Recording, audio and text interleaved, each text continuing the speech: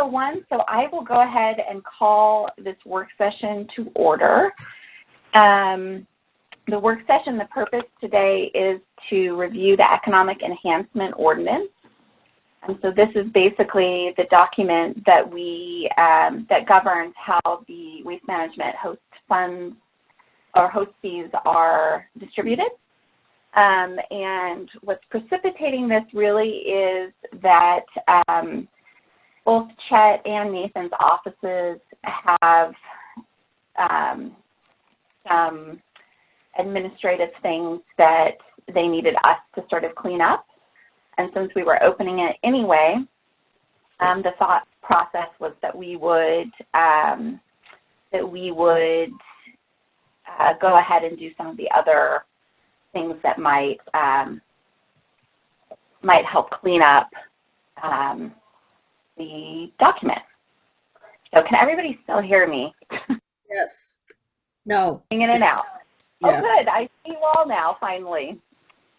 So, so my intent is just to go ahead and share my screen. This could be a total disaster, and so if this ends up not going the way we need it to go, we'll try to figure out something else. But I'm going to try to share it. Lisa, can you guys let me share, please?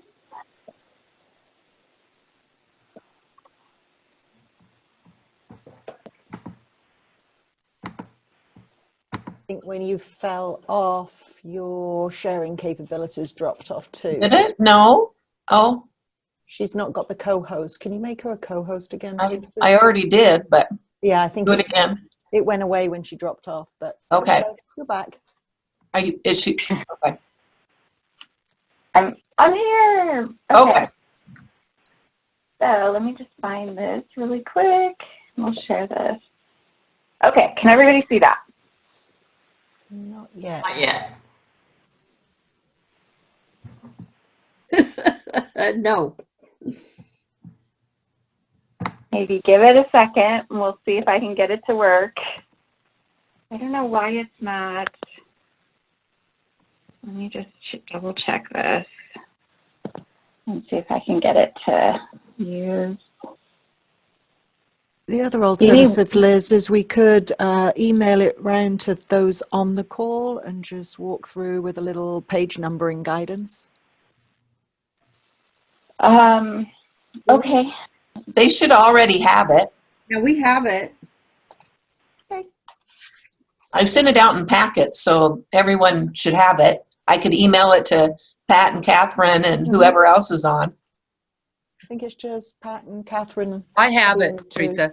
You have it? Yes, I got it off the packet online. Okay. Okay. So Pat, you could also go online and look at it. Whatever you guys want me to do.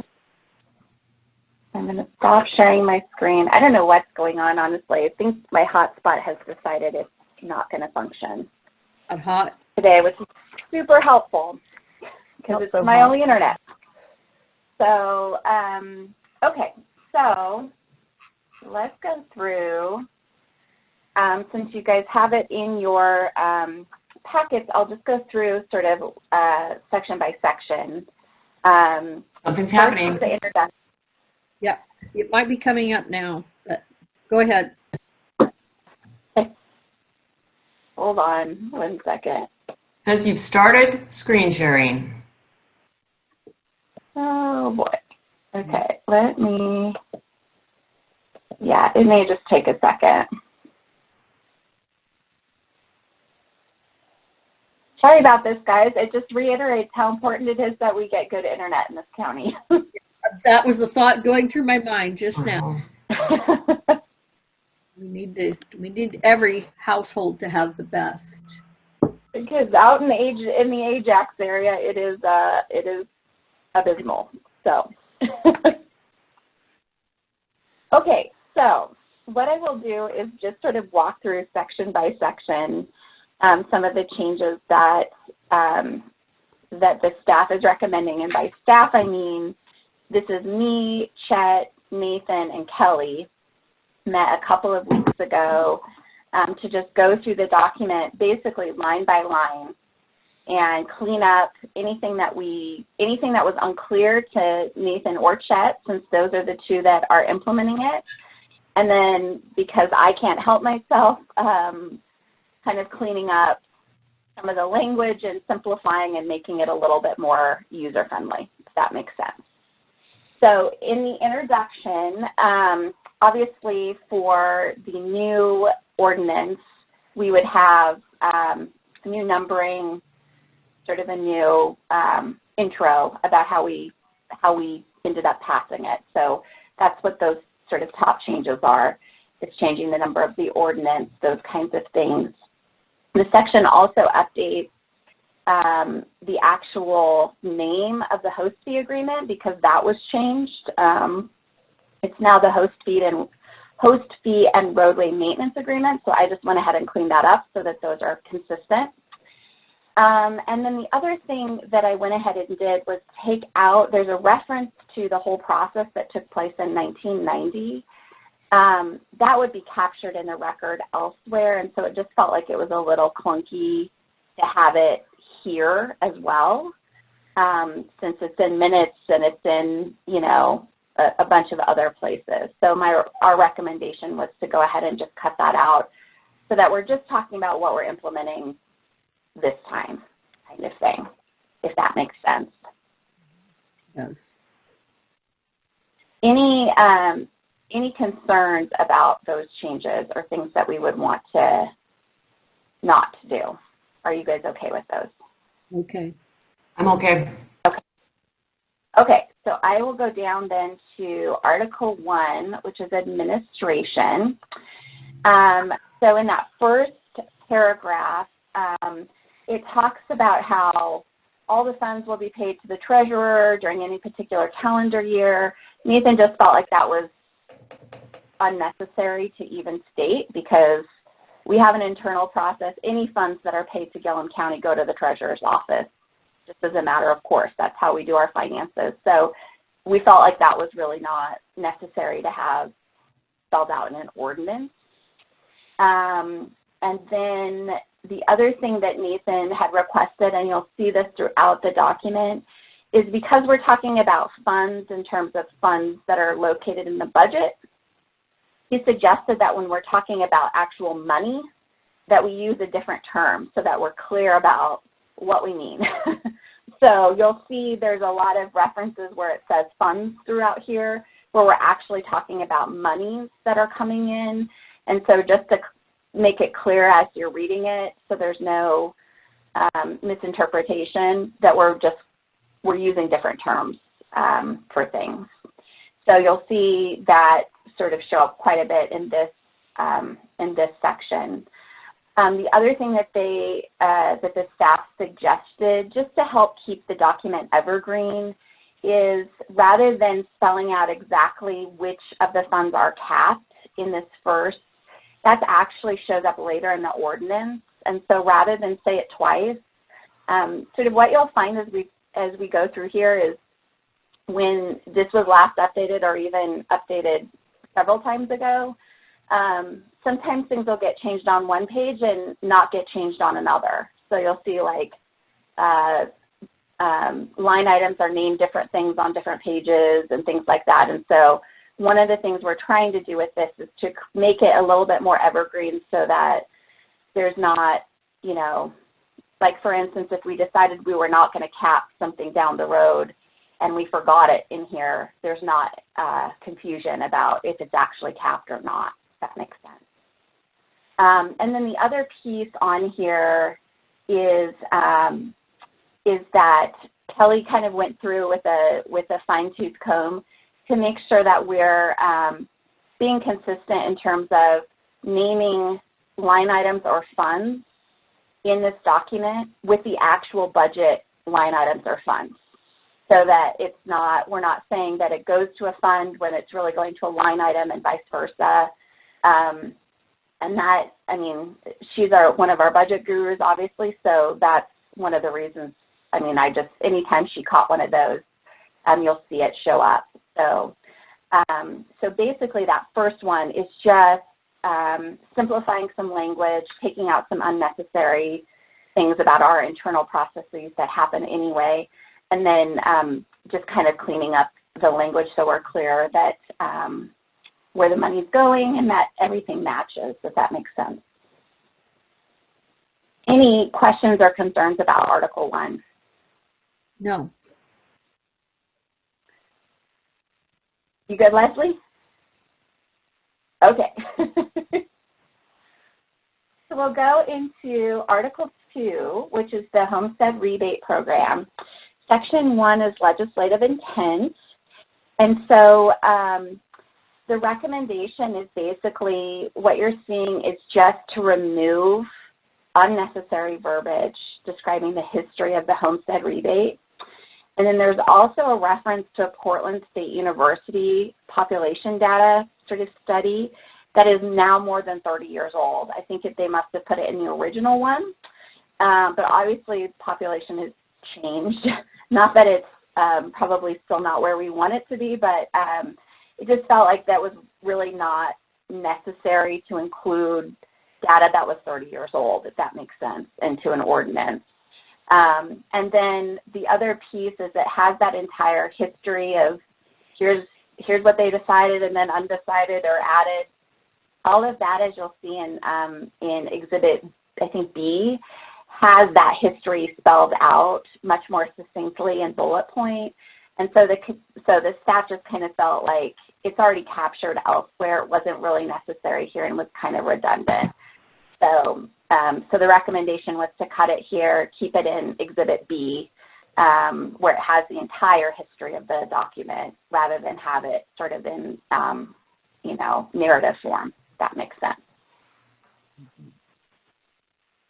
Any questions or concerns about the legislative intent section? Does that look okay to everybody? Yes. Looks okay. Okay. We're just flying through, guys. Well, I think it was a job well done after I reviewed the entire changes. It looked very well done. Yeah, it looks like you guys spent some time on this.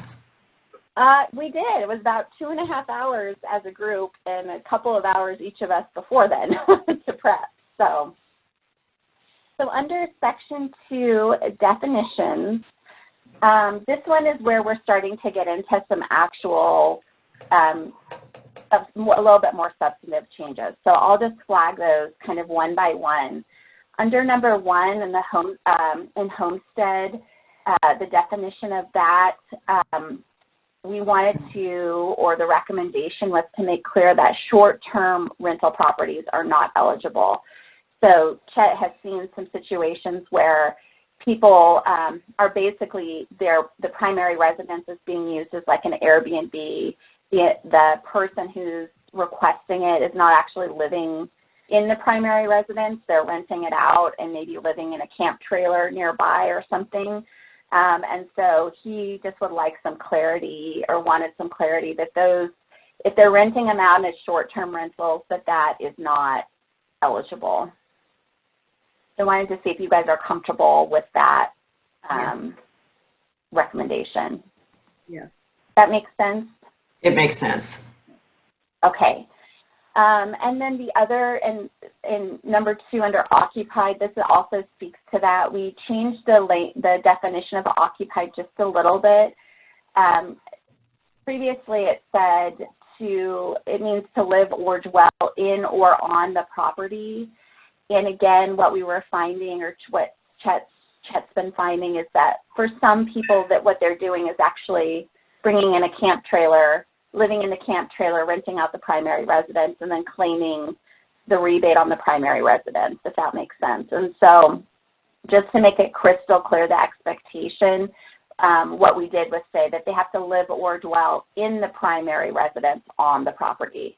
So it's clear that, you can't bring in a camp trailer or a tent and rent it out, rent out the primary residence to somebody else and claim the rebate. Does that make sense to everybody? Yes. Yes. Okay. And then in that next sentence, it says, we just wanted the temporarily absent seemed kind of open-ended and it wasn't really clear what we meant by that. You know, like, do we mean our snowbirds? Who do we mean, basically? And so the recommendation is that we just define that a little bit more and in essence say that, that if somebody is there for 6 months plus 1 day, it counts, kind of thing. And so if they're there for, you know, if they're in California or Arizona for 5 months, 5.5 months kind of thing, then they can still maintain that right to claim the rebate on their primary residence. So that's basically what that is getting at. It's just so that Nathan and Chad are clear on what we mean by temporarily absent. Are you guys comfortable with that? That as long as they're there for 6 months plus 1 day, basically, that they would qualify. Right, and then it says, unless the property is occupied by another during the absence, which means if they're renting it for those 5 months, then it isn't eligible. Is that what it says? Exactly. And that occupied, you'll see that shows up in a couple of places. Again, that's sprung by people who are saying, in essence, because it was the word before we were using was rented, and that is really hard for Chet to clarify or know. So people were having what I think most of us would describe as renters in, but then saying that they weren't renting it, that they were staying there for free kind of thing. And there's really no way to know if that's actually happening or not. You know, we don't have a mechanism to see if somebody's renting and receiving rent for allowing somebody to occupy. So the thought was that we would just clean that up completely so that there's no gray area if somebody else is occupying it, whether it's rented or, you know, somebody's allowing them to stay there for free, that it's not allowed, basically. Okay. Does that make sense? Yes. Leslie, you good with that? Yes, I was just trying to think of a scenario where it wouldn't, but I think it's good. It's better than, it's clearer. Yeah, it does make it, you know, one of the things we talked about, and I think it's something we might want to look at long-term is, you know, what this does do is it discourages people from making those empty properties rentals while they're gone, even short, it's like 6-month rentals. And so it may be down the road that the court wants to consider if that's the policy that they want to, you know, if we continue to have a shortage of rental properties available, it may be something we want to reconsider down the road. But I didn't really want to tinker with it too much. Since I promised it would be mostly administrative, I didn't want to do wholesale changes to policy. But that's something for us to consider down the road is, are we hindering the rental market by these provisions? Or maybe for most people, because it's a small enough amount, they don't care, you know?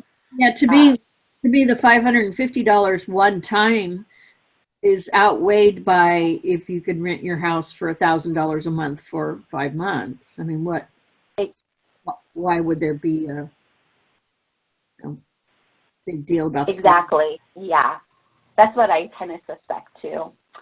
And then the only other thing on this section was that we went ahead and suggested that we use a different term instead of taxpayer, that we use owner. And that we make clear that it can be an individual or it can be several individuals that, you know, whether it's a married couple or tenants in common, where there's multiple people who go in on a house together, that homestead is eligible. And so even though the owner is singular, we're talking about it can be plural as well, I think is what we're getting at. Okay. Any questions or concerns with definitions? No. Nope. Okay. Okay, so in section 3, you'll notice right off the bat in the title that I've removed property tax. This is Nathan's request. It is both Nathan and Chet made very clear to me that this is not a property tax rebate. That has a whole different set of implications for the state. And so we do not want to have it be a property tax related to taxes at all. It is a rebate. That's it. And so what you'll see in the first sentence is basically removing those references to this being a property tax. And then also the reference to the property tax that's later in that. Chet and Nathan just said we don't want to go anywhere near calling this a property tax rebate. So we just simplified that language and said, in essence, that the county will issue an annual cash rebate to the qualifying owner. So we simplified that, disconnected it to property taxes. And then other than that, the other thing that we cleaned up is that the budget committee doesn't actually set a percentage. Basically, the rule is that you can, the deduction can be up to 100%. It's the 550 or up to 100%, depending on the actual size of the property tax bill, if that makes sense. We just lost the shared screen. She's back though. You're there. I can't see your screen anymore. Maybe it'll come back again. I'm bringing it back up. It may take a second with my slow internet. Oh, Now you're muted again.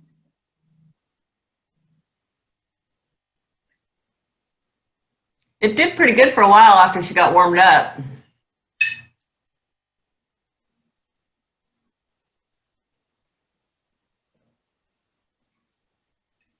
Good, I'm gonna get more coffee. Okay.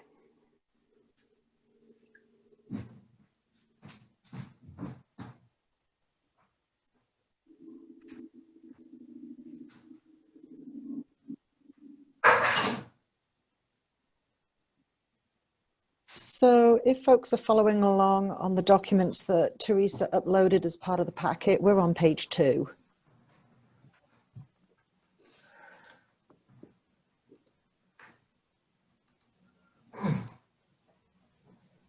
I've been following along on both just in case. Of course, you know me, I've printed it out. Of course. I'm still old school. I like black and white, and in this case, black and red and white. So on the paper copy, it says page 2 at the bottom, but if you're following along on the PDF numbers, then it's page 4. Oh. Mm-hmm. So how's the smoke over there today? Is it getting any better? It is a little better. Apparently the wind direction will be more beneficial tomorrow, and we should see a better clear out tomorrow. I hope so. I actually thought it was worse today. It was worse at the ranch and we could smell it more, and I think it's worse in town. Oh, really? I do. Interesting. I'm I don't looking have out the my visibility from my house. You have much better visibility Yeah. coming in.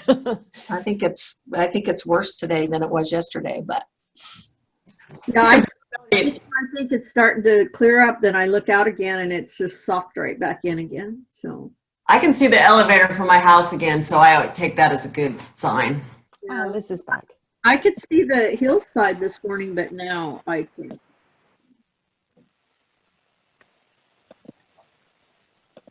Hi, Liz.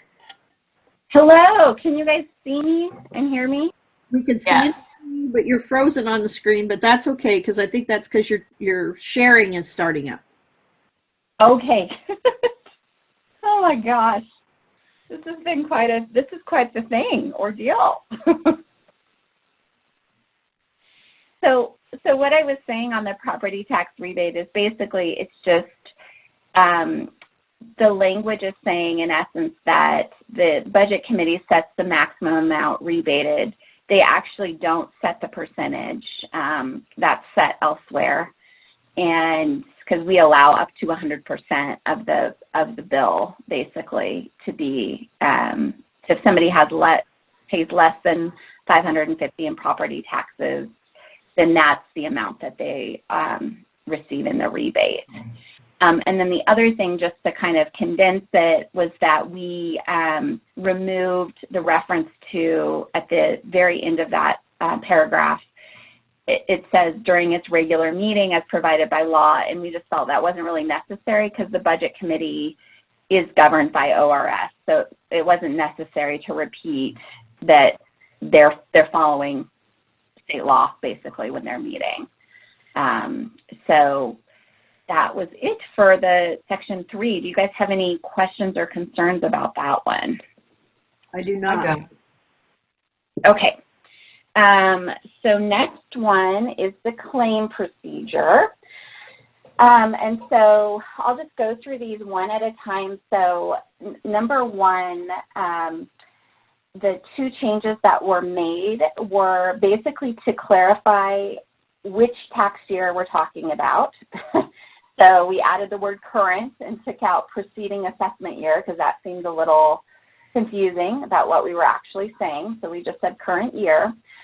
And then the other thing we did was to, hold on, darn it. I lost my screen sharing again, but the other thing we did, one second, was to combine number 1 and number 3 together.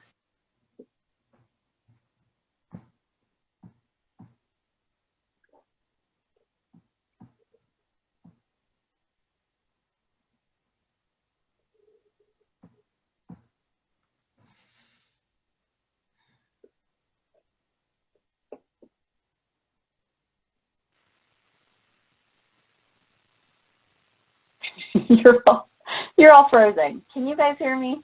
Yes. Yes. Okay. Oh my gosh, this is so trying for Wednesday morning. Yeah. Early Wednesday morning. That's a little much for 8 o'clock. Yes, it is. It's very trying. Okay. So let me see if I can do this again. I'm trying to share again. So in number 2, if you guys are okay with number 1, I'll go on to number 2. And that one just makes a couple of small things. First of all, it puts owner instead of taxpayer to make it consistent that we've changed that definition. So any place that previously it said taxpayer, it'll say owner. The other thing as we were looking through here is that the dates were all a little bit different. And so originally it said July 1, and since it says July 30th in other places, or June 30th in other places, we decided to just make that consistent so that Chet's not trying to remember which date goes with what. So we changed that to June 30th. And then the end, but not later than August 1 of the assessment year, if you actually read that paragraph, that is self-explanatory because basically we say, if the property is not a homestead on June 1, but becomes a homestead after June, basically in the month of June, they have 30 days to have it become a homestead.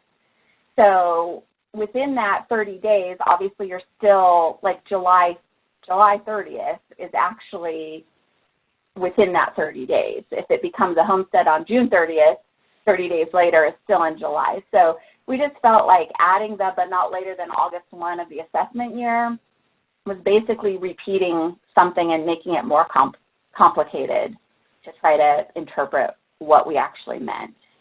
So so that's why that is cut, is that that 30 days claim window we felt was already captured what we were after.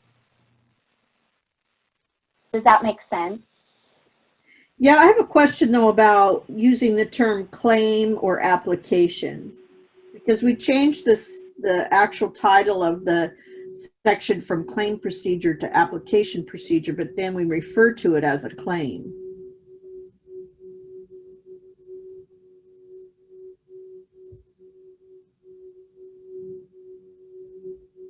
Oh.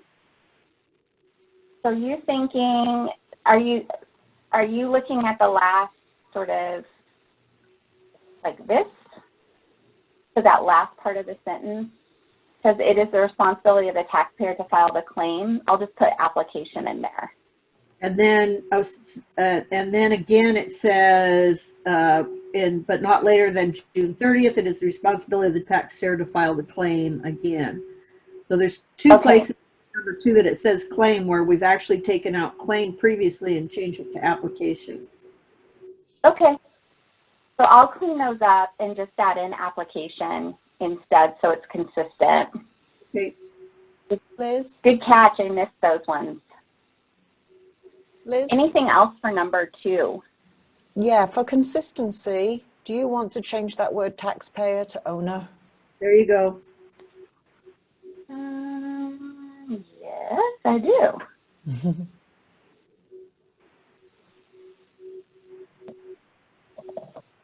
Okay. The one at the end, right? Is there another one in there? Or taxpayer, yeah. That's the only one I found so far. Yeah, that's the only one Okay. paragraph.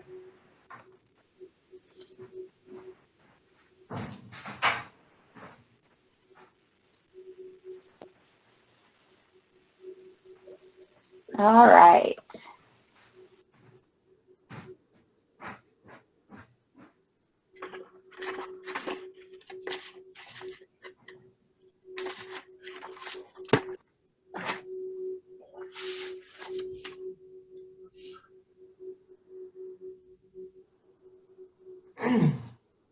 Liz, you went on to mute again somehow.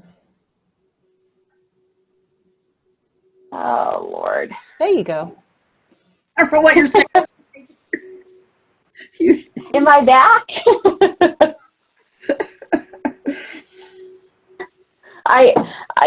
wasn't cussing, but it might make me by the end of this.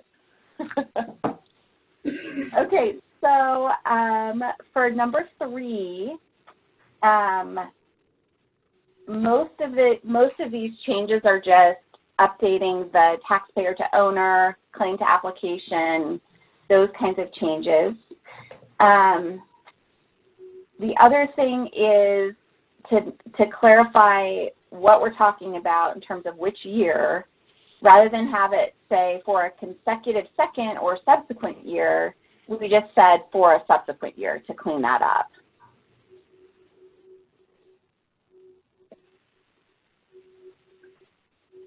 And then the other piece that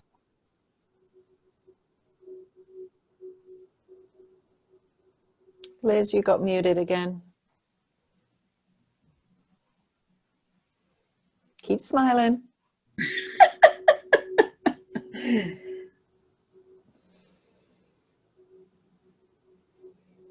We don't have you yet.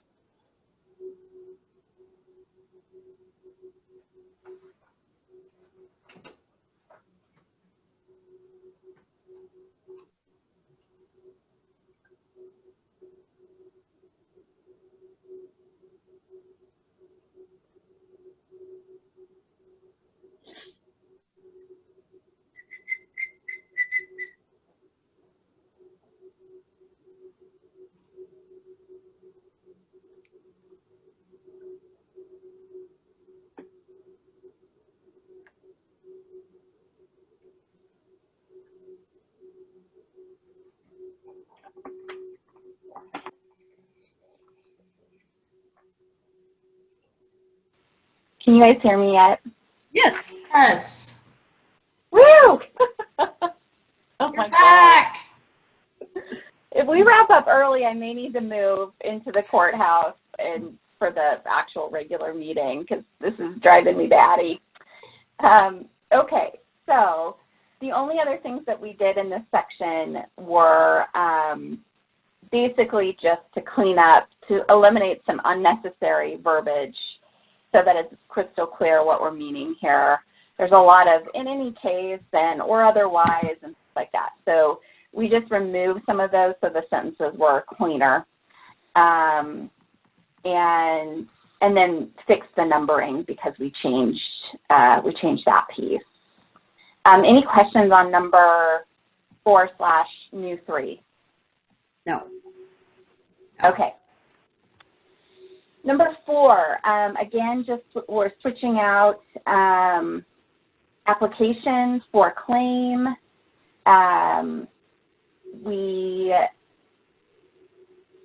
Other than that, the only other thing we did was just on that final sentence, made it a little bit cleaner. So Kelly had some language just to make it so that it wasn't so wordy, when basically all we're asking for is that there's a certification that says that the information is true. Any questions or concerns with any of those? No. Leslie, you good? Good. Okay. Section 5, approval or denial of an application. So again, you'll see a lot of fixing of the terms so they're consistent throughout, switching an application for claims, fixing the numbering. In section 2, we basically just simplified it, that first sentence, by saying that the claim, if the application is disapproved or if there's a failure to reapply for a homestead classification under section 4.3 above, or if the property is disqualified. So, because we don't have different classes and things like that, I'm not really sure why that was in there. So we just say disqualified to keep that simple.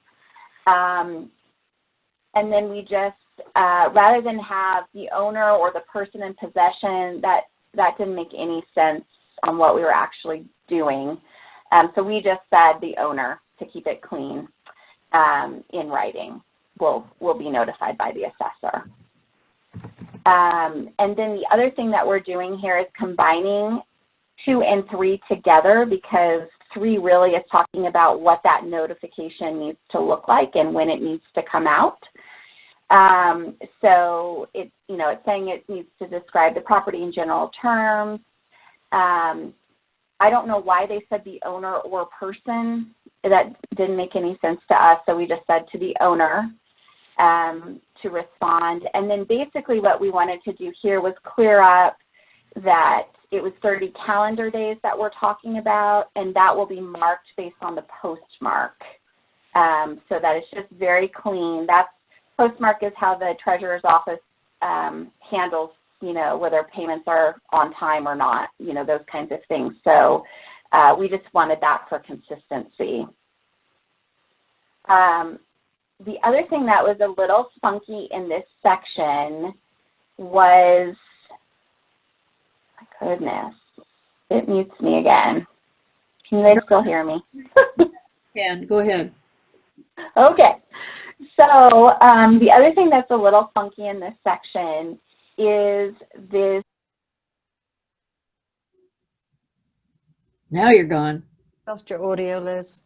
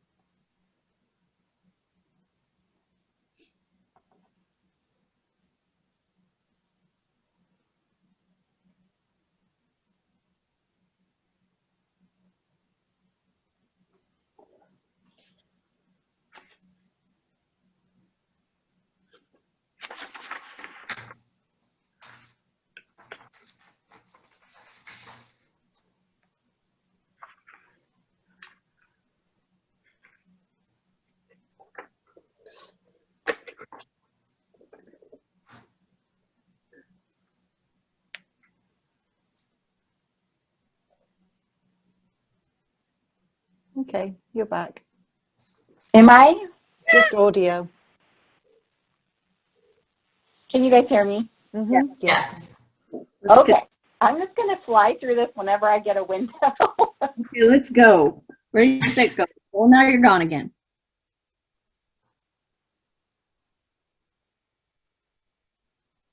Now your face is back, but your audio isn't.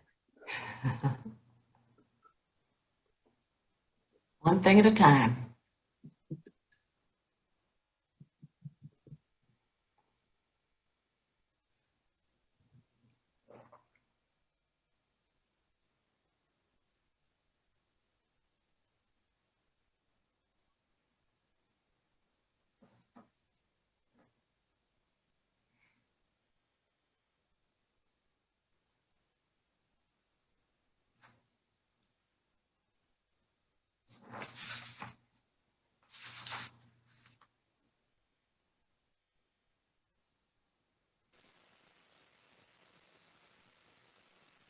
Can you guys hear me yet? Yes. Yes. Okay. Okay, so the current language says that in essence, somebody needs to show cause, if any, why the claim should not be disapproved or the property removed from the homestead class. And we felt that that was a little bit cumbersome. That basically by saying, in essence, they need to respond, and we just wanted to make that a little bit cleaner. So you'll see it removes the to show cause. And then because in the next sentence, as you'll see, it says that they need to show good and sufficient cause, otherwise, why the application should be approved. Otherwise, the assessor shall disqualify the property. So we just kind of cleaned that up because it was very wordy to, in essence, say that the applicant needs to show cause. So does that make sense to everybody? Yes. Yes. Okay. Number 4, we recommended just cutting entirely because all of those things are actually located in the language up above, if that makes sense. So rather than repeat it, we just decided we would cut that out because it was unnecessary. We got the screen share back. It's amazing. Yay! It's amazing. Okay, so number 3 would be the new 3. Again, just switching out terms so that those are clean. We also just eliminated, there was some wordiness on a taxpayer that has had the homestead classification removed. We just said whose homestead has been disqualified.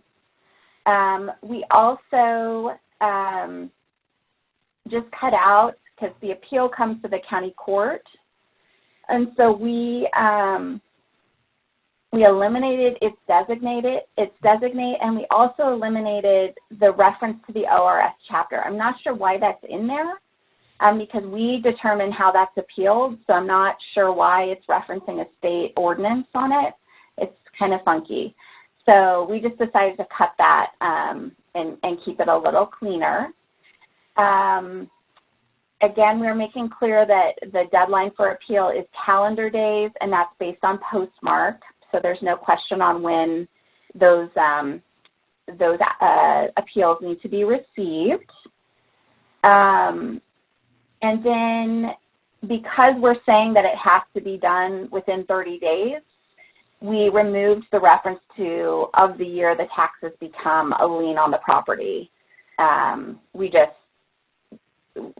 Chet does this on an annual basis. That's the expectation. So if somebody is notified, they have those 30 calendar days from the notification in that current year. So rather than sort of muddy the water, we just made that very clean. And then we just said the ruling of the county court shall be final. That seems like that was a cleaner way of saying that. Hey, Liz. Uh-huh. Can I ask a quick question? Of course. As long as I still have audio. I can still hear you up above section 6, where we're talking about the designee for the county court. Should it be designee rather than designate? We're taking that out entirely. Well, I finally found a correction, Sherry. Thank you. You're welcome. Never mind. I'm trying to follow along on 2 different versions, and that's my excuse. Okay, continue. Yeah, unless you want to keep it, but I'm thinking, I don't know who we would designate that decision to. It really Just get should rid come of to that. us, I think. Okay, more coffee. More coffee. Okay, so any other changes or comments on section 5? Are we good with that one? No. Section 5, which Okay. is section, Yes. oh yeah, section 5. Yeah. Okay. No. Yes. Okay, so section 6, payment of the rebate. Under number 1, it's just making clear what that direction, before it just said pursuant to the direction of the budget committee, which was a little unclear, that what we're talking about is that maximum rebate amount that's set by them. So we just wanted to clarify that's what it is. In section 2, it says that the total amount would be certified by the budget committee. It's actually the assessor. So you'll see in the section above, we say that the assessor shall certify the amount. And then in the next one, we say it's the budget committee certifying. So we just made it clear that it's Chet's responsibility to certify in both cases. And then in that same section 2, we also just cleaned up the language and just said the payment shall be paid to the entitled homeowner, period. Because some folks have, for instance, the timing of when these are usually issued is often when our snowbirds are down in Arizona. And so sometimes they'll give Chet an address that isn't the principal address, the homestead address. They'll give them their California or Arizona address. So Chet just wanted some leeway in being able to have people say, I want the check mailed, you know, to here. Or sometimes they'll say, I want it mailed to my accountants, or, you know, those kinds of things. So that's why that changed. And then the final thing on that section is just cleaning up the line item that it goes into. That was one of Kelly's changes, to make sure that's consistent.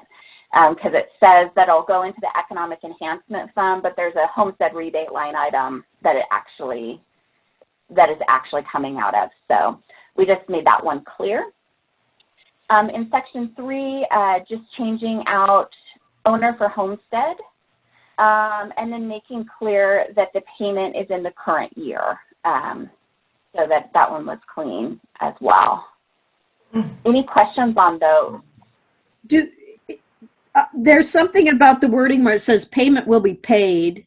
Should that say payment should be made? Or am I just having, it seems like double words or something. What do you think, Leslie? I like made. I like your suggestion.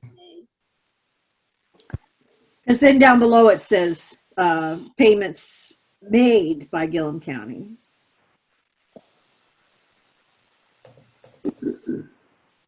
I agree. If you can hear me, that works great for me. Okay, we hear you. Okay. Now I've lost. I went ahead and changed it on my copy. But you may not see that for like 20, 30 minutes. So I made it on mine too in pencil. okay.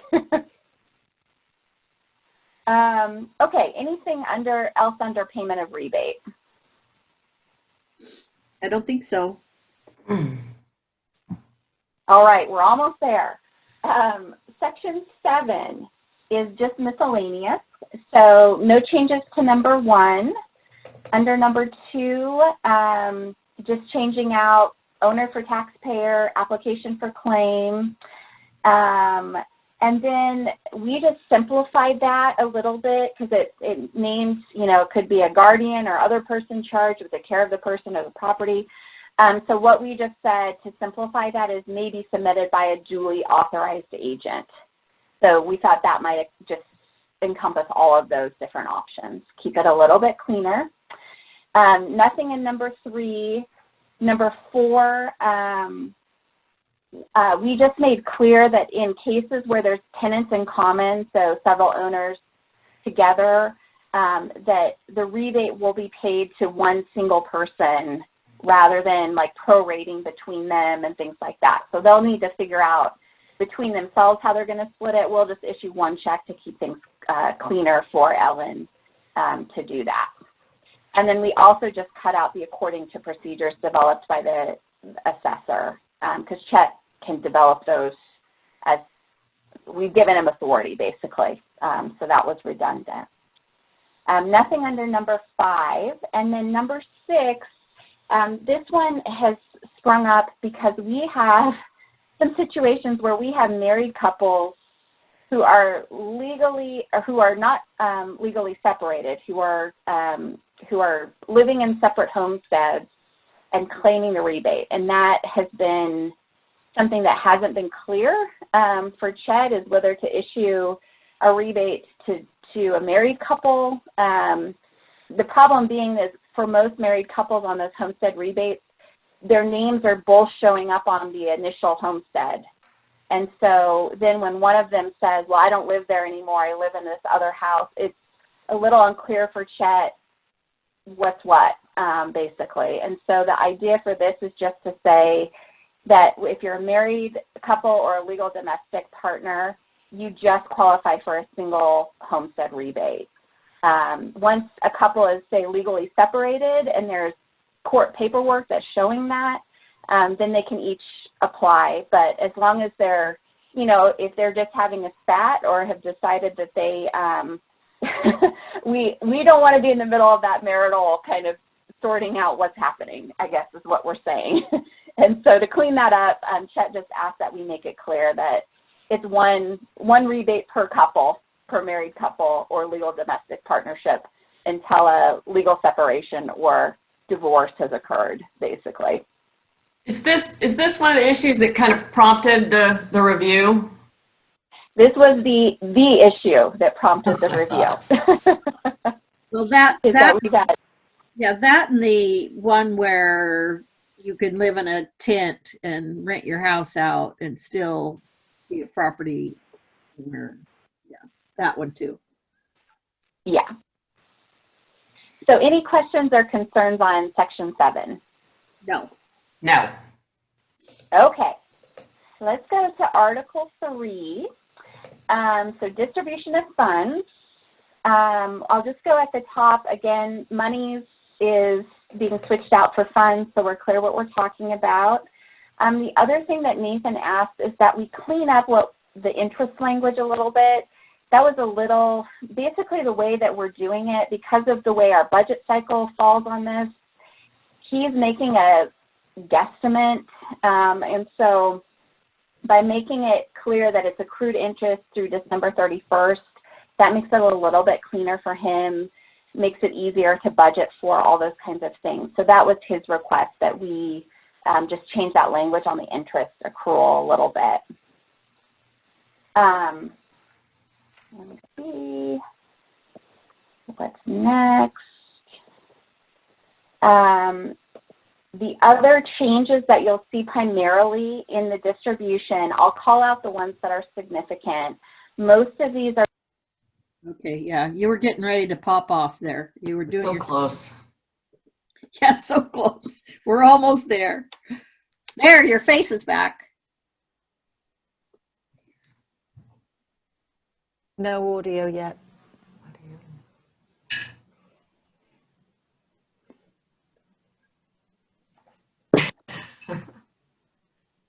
Grab your stuff and come to town.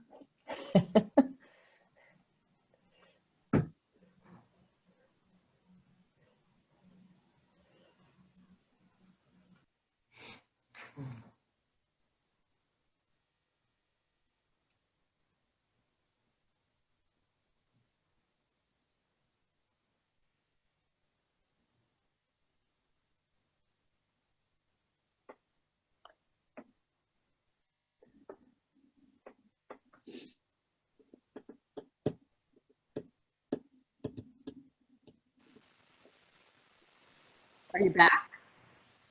Maybe? You are. We have sound. We don't have sound. Now we do, and now we don't. That was quick. Your face is back, but not your voice.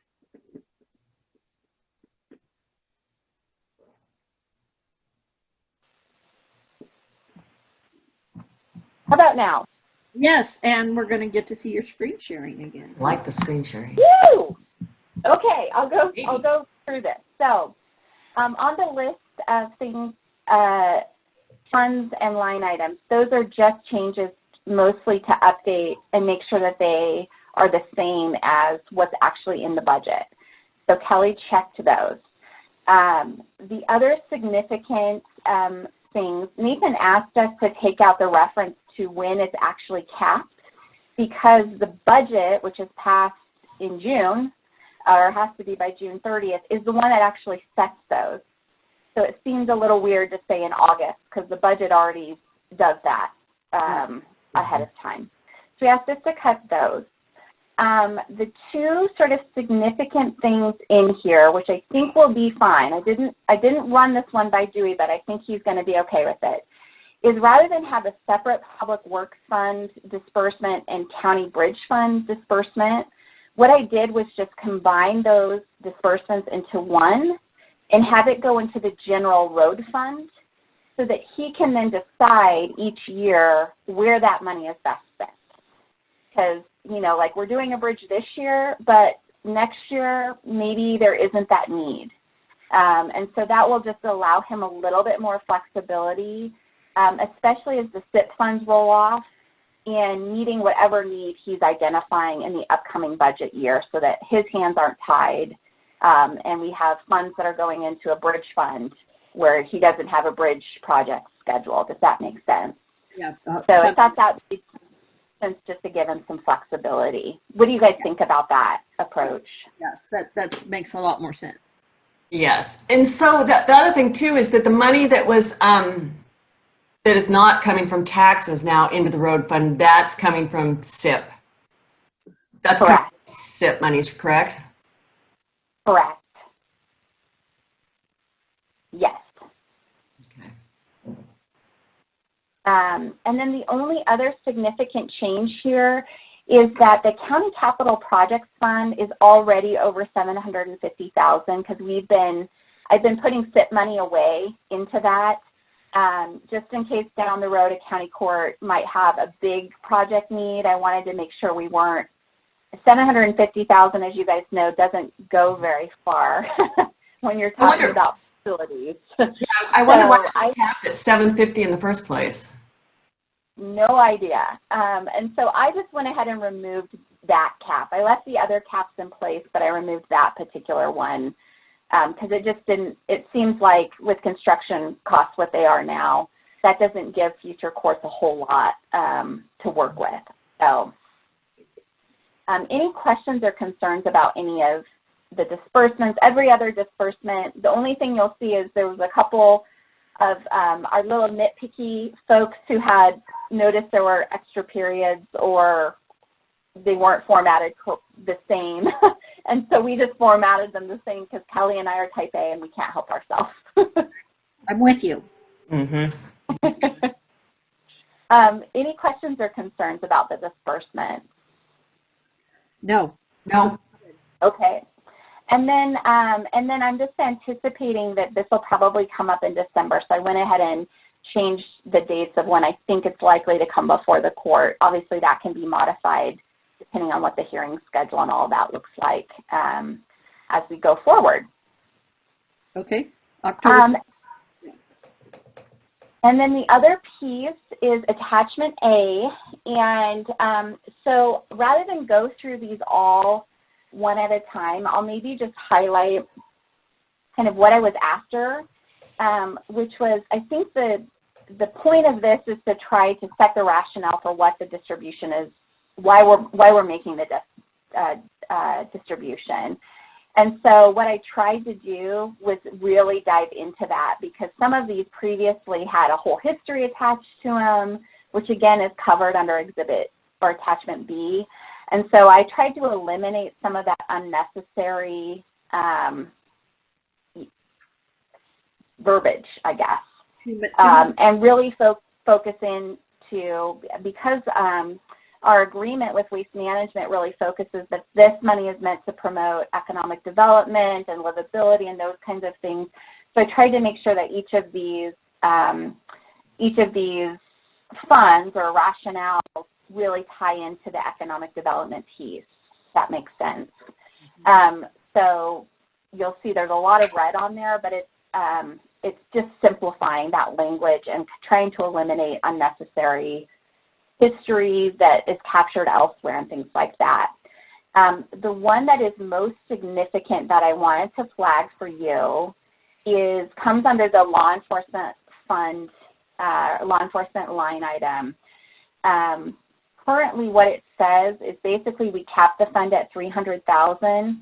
The funds can be drawn at the request of the sheriff after approval of us. And what that's run into is, like, for instance, every time Chris needs to buy that communications equipment that she's come before, she has to come talk to us about it.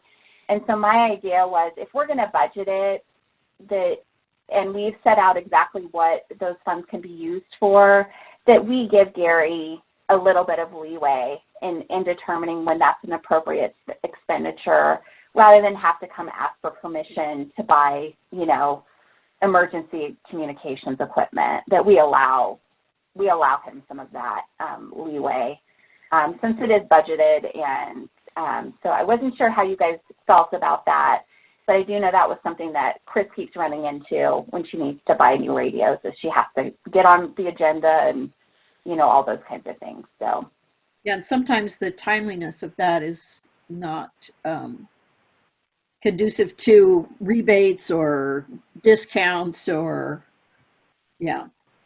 Is there any max, or can that department just spend $300,000? So there'd be other procurement. We'll take a look at our procurement policy in the next month or two. And so the procurement policy will kind of dictate how much they're able to spend outside of court approval, if that makes sense. So, under certain thresholds, they'll be able to go ahead and make those expenditures. For expenditures that are more, that require bids or things like that, they'll still need to go through that procurement process that's spelled out in the policy. Okay. Any questions or concerns about any or typos that you caught? Anything in the No, I didn't see any. Okay. I was disappointed. I didn't find any typos. The only thing I saw was the designee versus designate. I couldn't tell that it was lined out because my computer's kind of, but yeah, it looks really good. And we lost her. Yeah, and she's got it.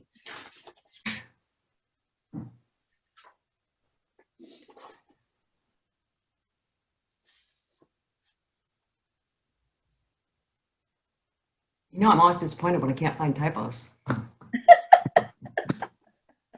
You found some good stuff though, Sherry. Oh man, I'm getting better. You're teaching me. I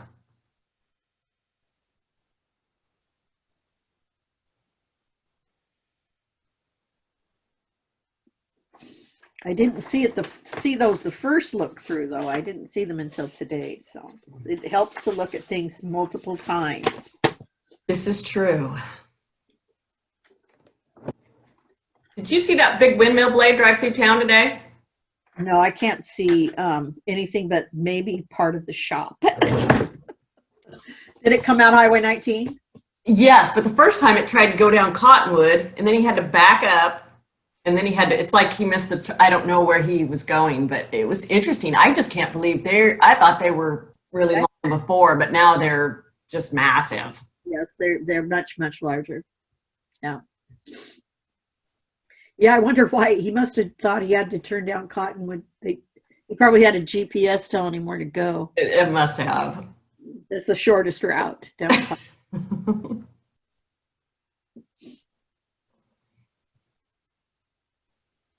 I'm glad I didn't have to drive to Condon today, though, because I probably would have got behind him. Oh, yeah. Well, just probably to Shuttler. That's probably where Yeah. he's. But I can't even take it for that long. Patience, patience. It's a virtue.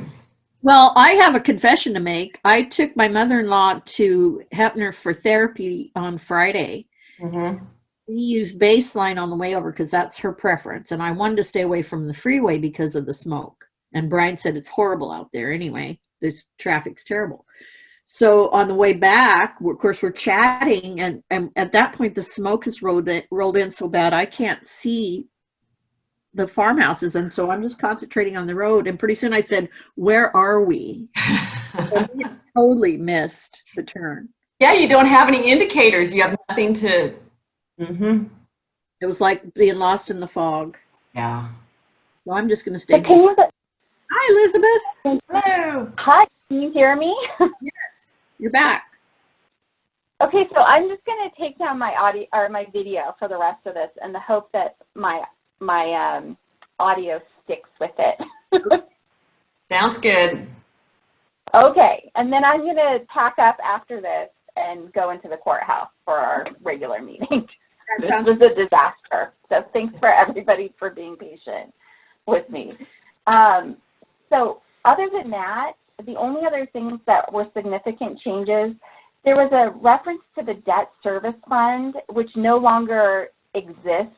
That was eliminated some time ago. And so it wasn't even actually in the old ordinance, the one that we're editing, except for in this section. There's no other reference to it in the other pages. So I just went ahead and eliminated that one. And then the other thing is some of the caps. So like under the Business Development Loan Fund, the cap in this amendment or attachment didn't match what was in the page before. So I just made those all match, made sure that those were consistent throughout. That would be good. Any questions or concerns about the distribution sort of explanation? No. No. Okay. And then the Exhibit B I didn't touch because I wasn't sure which of these you guys wanted to change and which not. So what I will plan on doing is based on our work session, I will update that document, and that will be part of the document that actually goes through our court meeting when we meet and hold the hearing. So in terms of next steps, what I'm anticipating is that probably our first meeting in October, we'll hold a public hearing on the ordinance. Because we're meeting via Zoom, I think we can just have the one public hearing. Normally we would go to both communities if we were meeting, but since everybody has the same access to us, I think we can just do the one. Okay. So we would do the public hearing, and then obviously that gives the public an opportunity to weigh in. If there are any last minute changes we want to make, we can do that as well. And then we go ahead and go through the process of doing the readings. It's an ordinance, so that requires 2 readings spaced a certain distance apart. So we would probably do the first reading if we're ready to proceed in early October, and then the second reading in that second meeting. And then I think state law says it's enacted, I can't remember now if it's 30 days or 60 days after the ordinance is passed is when it would actually come into effect. So that would be basically it, and then we'd be done. Great. Good work. All right. Any other questions or things related to this? Not right now. No, me neither. You guys did a good job on this. This looks like it took a lot of work. Yes, definitely. Good job, staff. I'm telling you, this is Chet and Nathan and Kelly. They're rock stars. I think they've had their eye on some of this language that's been bothering them for a while. They were eager to get it cleaned up. So if there's no other feedback, I think what I'll do is go ahead. I will adjourn the work session. The county court is scheduled to come back in at 10 o'clock. I'm going to pack up myself and get to a better place for internet. and then I don't know, Lisa and Teresa, if you guys just want to leave this platform open so people can dial in, and then let folks know that we'll be starting around 10. Yeah, I'm not sure that we could close it because I'm not sure we could reopen it. So we'll just take the recording off and leave it open. Yep, Okay. sounds good. That sounds great. So I will go ahead then and adjourn the work session, and we will see you guys at 10 o'clock. Okay. All right, it's 10 o'clock, and so I will call this meeting to order. I thought we had a quorum, but okay. So the chair notes that Commissioner Wilkins and Commissioner Weatherall and myself are all joining via Zoom, so that means we have a quorum. And so we'll proceed right into 2.0, which is additions and revisions to the agenda. Do you guys have anything? I do not. I do not. Okay. We'll move right into 3.0, which is correspondence and public comments. I'll go ahead and do correspondence first. And I'm just going to note the things that we have in here rather than reading them. For folks who are listening in, all of these are posted under the court packet on the website. So if you want to go in and read the full letter or the full packet of information, that's where you can find those.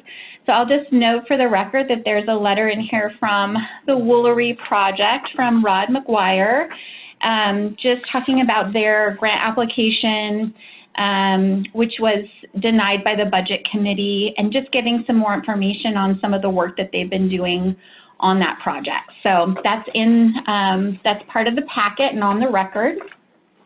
The second one is a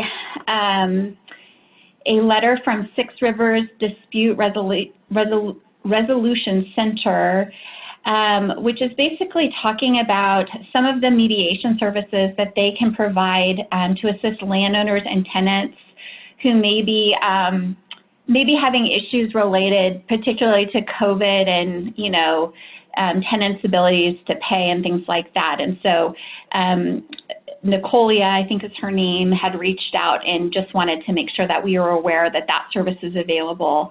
I've also connected her to the Chamber of Commerce in Condon in case folks, you know, Kaylin hears of somebody who may be having an issue that could use the service. So that will also be part of the record. The third one is a letter from Les Ruark regarding the court's plans for my maternity leave.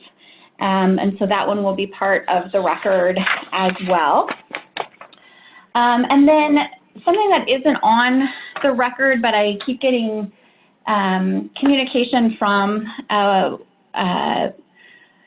Wayne Standiford, if you guys remember, had sent us a letter during the last court regarding basically a request to censure the governor. And obviously I shared my opinions there, but he had made the request that I bring this up again today, so I am doing so. That he obviously has expressed some concern about whether the governor is upholding her constitutional oath and what the county court should do about that.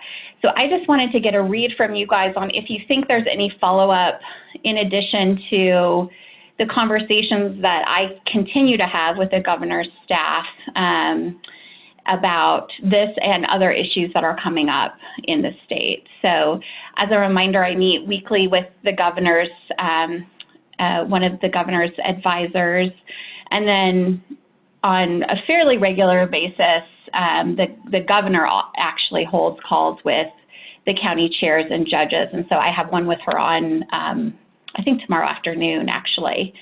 So I just wanted to get a read from the two of you commissioners on if you think, how you're feeling about if you think a letter or a resolution is appropriate or how you would like to proceed.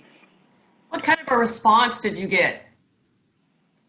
So I spoke to Leah the day of our last meeting, Leah Horner, and she's the director of regional solutions. She's also an advisor on like jobs and the economy for the governor.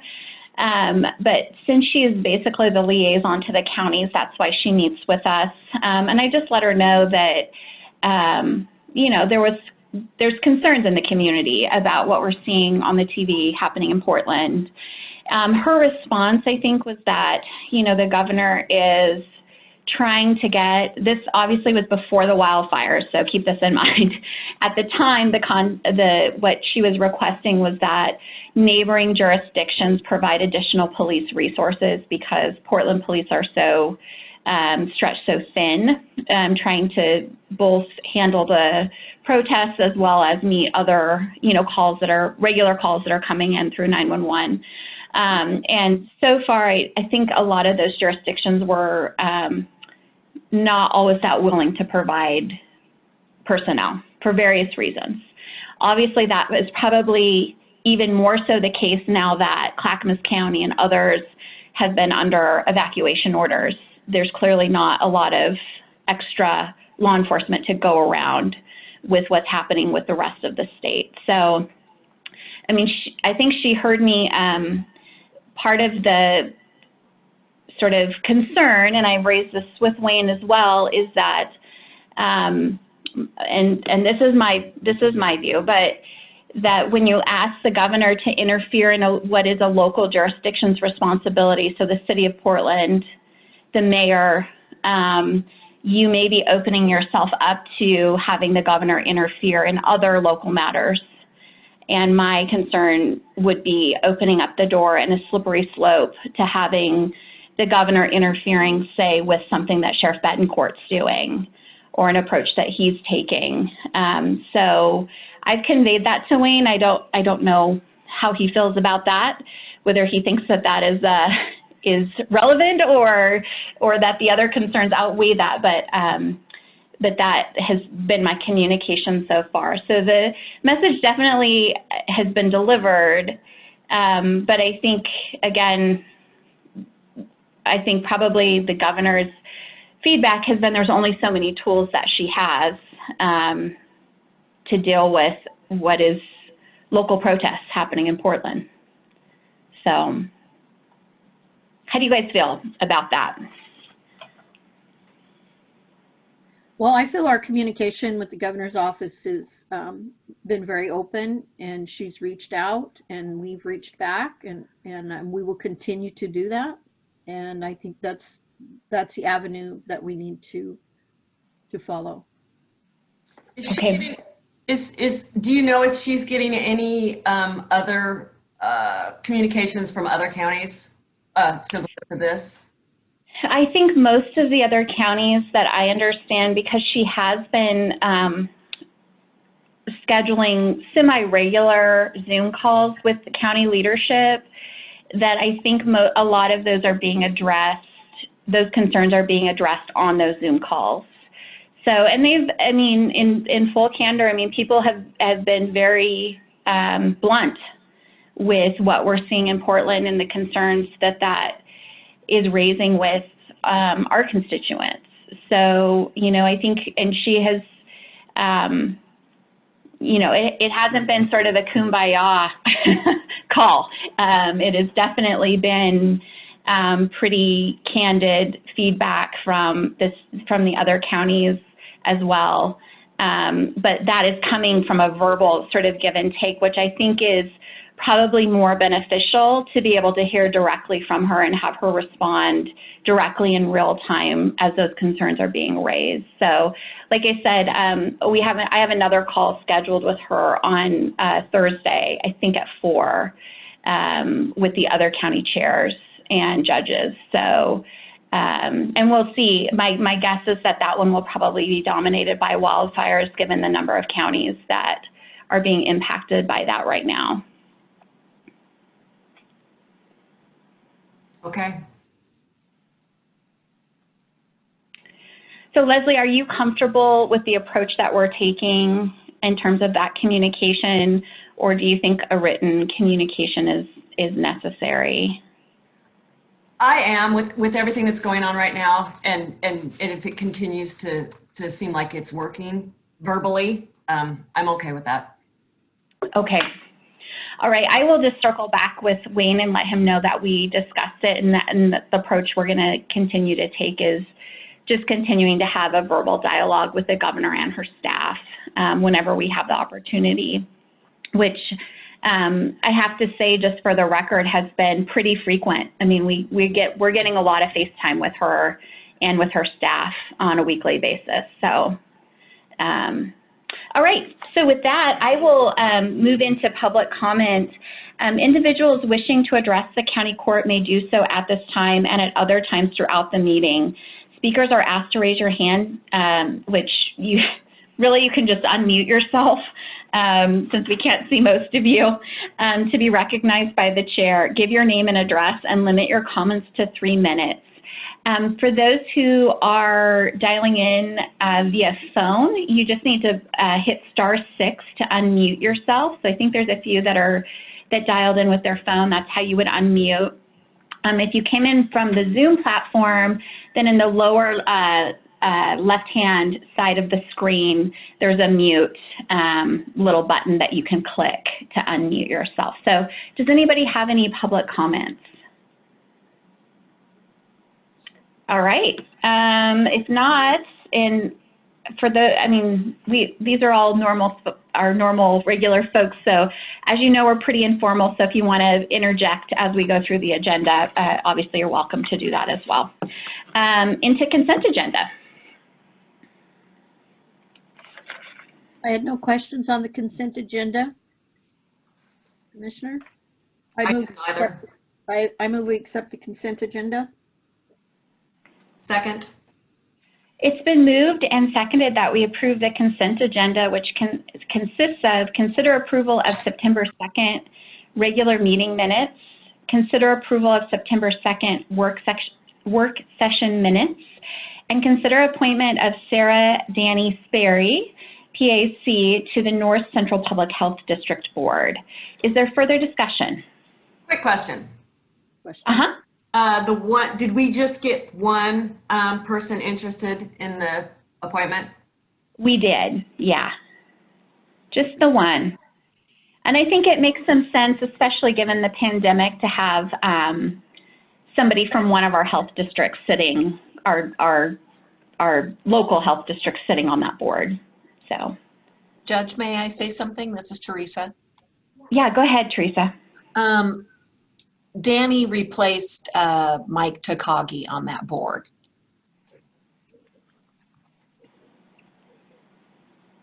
Thank you. Any further discussion or questions? No. All right, all those in favor? Aye. Aye. Aye. Any opposed? The motion carries. Okay, let me just catch up real quick. We'll move into old business, which is consider approval of resolution number R 2020-25, a resolution establishing capital investment grant program guidelines. So as you remember, during our last meeting, we held a work session to go through each of the guidelines. And so basically this resolution is capturing those changes that we made during that work session. And that is all. Questions on it? I didn't have any. I didn't have any either. All right. Do we have a motion? I would move we approve resolution number R 2020-25, a resolution establishing the Capital Investment Grant Program guidelines. I will second. Okay, it's been moved and seconded that we approve resolution number R 2020-25, a resolution establishing capital investment grant program guidelines. Is there further discussion? No. All right, all those in favor? Aye. Aye. Aye. Any opposed? The motion carries. 5.2, consider approval of resolution number R 2020-26, a resolution establishing operational support grant program guidelines. Again, these were discussed during our work session 2 weeks ago, and just captures the changes that we made during that that session. Yes. I'll go ahead and move that we adopt resolution number 2020-26, a resolution establishing operational support grant program guidelines as presented. And I will second. It's been moved and seconded that we adopt resolution number R 2020-26, a resolution establishing operational support grant program guidelines as presented. Is there further discussion? No. All those in favor? Aye. Aye. Any opposed? The motion carries.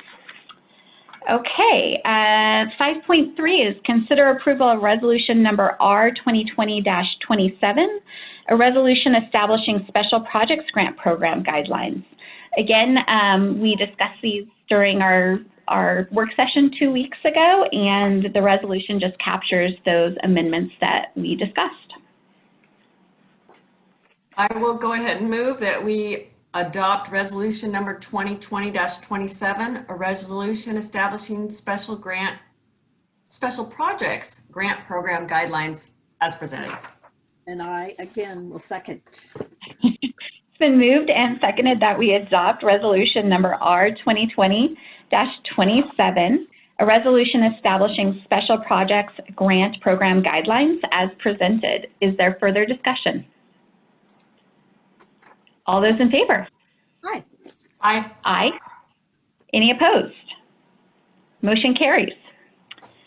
Okay, we will move right into new business. 6.1 is staff reports. And I'm assuming, Lisa, we want to go in the order, perhaps. We've had to change up the order just slightly. I'm flipping the first two. So Okay. we'll have juvenile services go first and transportation second due to just some logistics today. Okay, sounds great. So I will turn it over to Amy then to give an update on what's happening with juvenile services. So before we get going with Amy, let me just get a screen share going for you all. Hopefully.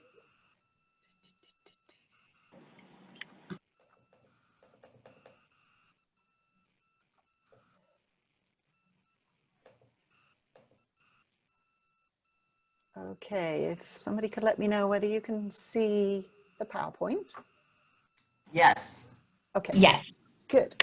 So just a little preamble into this. This is the second semi-annual staff reports from this particular group. And there we go. So today we have updates from transportation services, juvenile services, our safety officer representing the safety committee, and also our buildings and maintenance department. Like I said, we're going to flip the first two around. So we're going to step straight into juvenile services with our juvenile service director, Amy Nation. Hello, everyone. No. Good morning. Good morning. So it's been an interesting year, as we all know. I am pleased to say that we haven't had a lot of new cases, which I was a little worried about with all the time my teenagers were going to have on their hands with no school from March on. But they were good. They did good. So caseload hasn't jumped. We've actually closed some DHS dependency cases. We've closed a couple delinquency cases. We only had one new case this year so far. So that's been good. There have been some challenges with COVID. A lot of facilities weren't doing urine tests for drugs and alcohol. So it's kind of a nice tool to have to help hold kids accountable. And it was one that went away for quite a while. But it's back now, so I'm able to do some testing on kids if needed. Also, a challenge was not meeting with the families face-to-face. There's just something lacking. Communication's a little bit harder, engagement's a little bit harder, accountability. It's just different when you're meeting over Zoom versus in person. I found parents to show up less. They kind of just let their kids video chat on their phone. I also had a lot of kids try to pull, oh, I don't know how to do that. I can't pull it up on my phone. And I would laugh and say, you're more tech savvy than I am. So I'm pretty sure we got it all worked out. But I didn't love the impersonal touch of not being able to meet with my families. But again, that's getting better too as we're moving through COVID. So that part is going good. Things are getting better with the meeting in person. The court system's back up and running. That kind of was on hold too. And so I think it was in June, we had like, I don't know, 20 hearings or something, just trying to catch up on all the cases we had put on hold. So still not meeting in person with the court system, which I'm anxious for, because I think, again, there's a lot more accountability, especially for the delinquent youth to have to be in front of a judge versus by video or over the telephone, which is usually the case. It's not even by video, it's usually over the phone. So I'm looking forward to some normalcy with the court system. Hopefully someday soon we'll be meeting in person for court again, but that hasn't started yet. So that's how things are going there. The prevention curriculum, again, kind of on hold with COVID. I had a Zoom call. I don't know if I had that yet when we met last with the Arlington and Condon schools to talk about the program.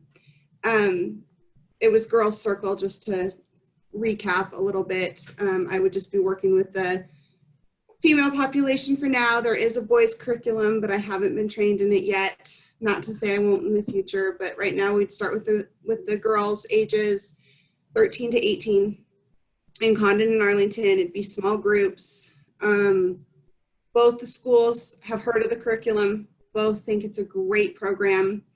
Neither school was willing to give up a elective period, which is how some of the other schools are doing it. Which I understood. They just feel like our kids need to be in the class, they need to have their seat time, but they were willing to offer space. So the library, or in Condon, the multi-purpose room, to be able to do something maybe after school, which would work great. I did touch base with Mrs. Gear here in Condon last week, and for one, nobody's even allowed into the school right now, unless it's a student or a teacher. So no guests are allowed in because of COVID.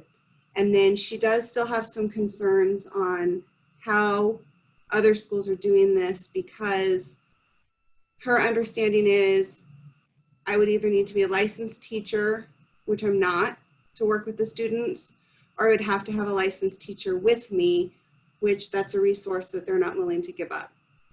And then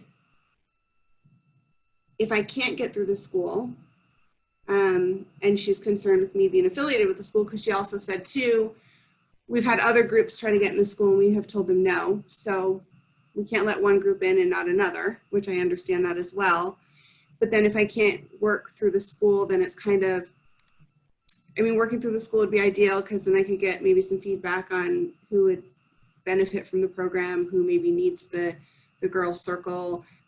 They could help me with like getting out the consent forms to the families. And so then it's kind of a rethinking of how would I build this program without some school support. So I'm working on that. I'm still excited about it. I'm still determined that we're going to have a girls' circle in Arlington and Condon.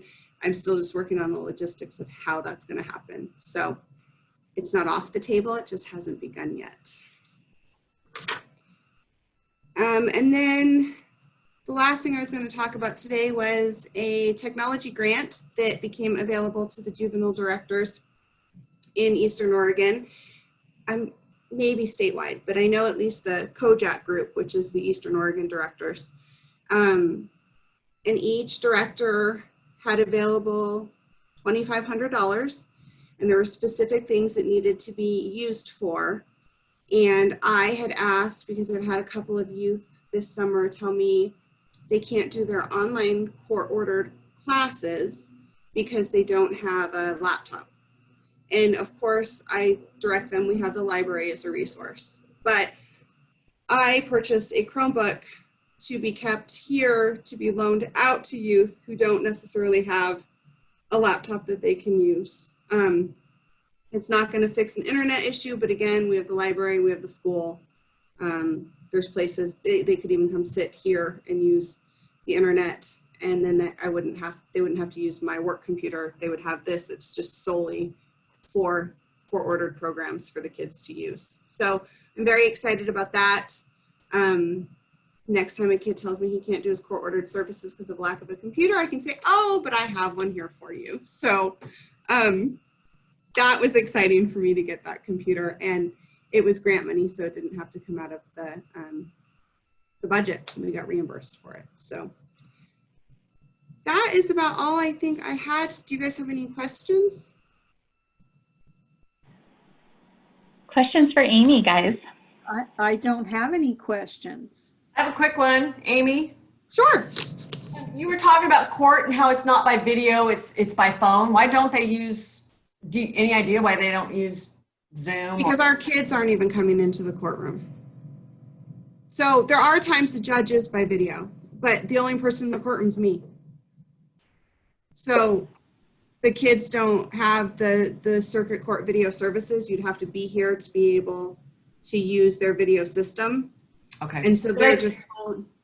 So they couldn't use that. They couldn't use that fancy new Chromebook, and it's a system set up through circuit court in the courtrooms. So it's not like a Zoom, or it's not. I mean, I could certainly talk with the circuit court administrator and see if there's a way, but the technology that they use is set up through our courtrooms, and you'd have to be in the courtroom to be able to see each other. They're all like connected together. So the judge is connected to our courtroom in Hood River or the Dalles or wherever they're at. So whatever system they use, you have to be in the courtroom to be able to see each other. Is my understanding. But I will definitely look into that, Leslie, and see if there is a way. But that's why we're using phone right now, because, and like I said, there have been times, like I had a youth in Norcourt detention, and their video connects to the circuit court video. So we've had both kids on video, or the youth and the judge on video that way.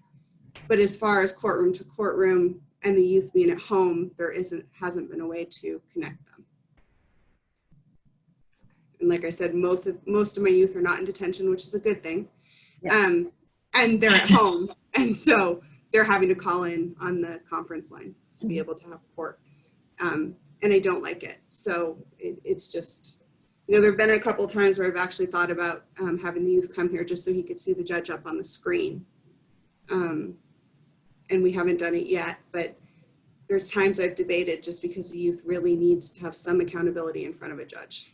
So great. I will look into that, Leslie, and see if there is a way. And if there is, by all means, do it. But otherwise, I'm really just hoping we can get back to normal and have our judge back here in the courtroom and have our families back here in the courtroom. That would be best. Yes, yes.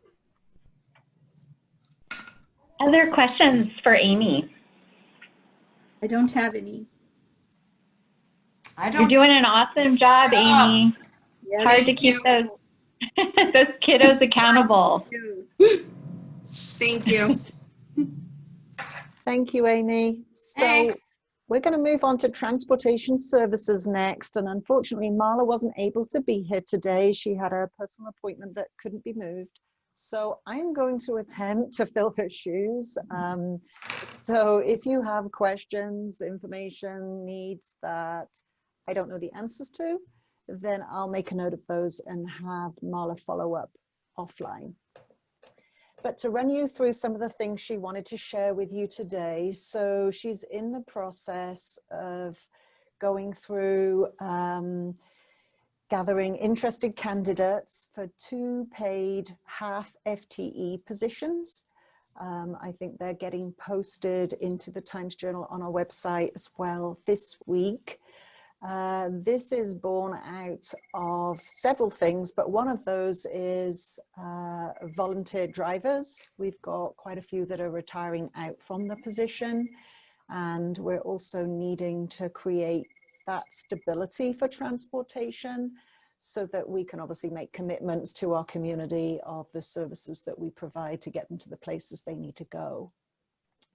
In addition to that, so let me just back up a little. So the recruitment process, we're hoping if we get appropriate applicants that we can fill those positions by November 1st. So it's somewhat of an aggressive timeline, but we're confident that we can meet that. And then we're also looking into stipends for our drivers, including our volunteer drivers. So at the moment, they're using the Visa card system that Gilliam County uses. And this creates a lot of paperwork, a lot of reconciliation, a lot of opportunity because it is a manual process for human error, and it just consumes a lot of staff time. So this is a way that we can navigate that, provide what our drivers need without the huge administrative burden that the visa process provides.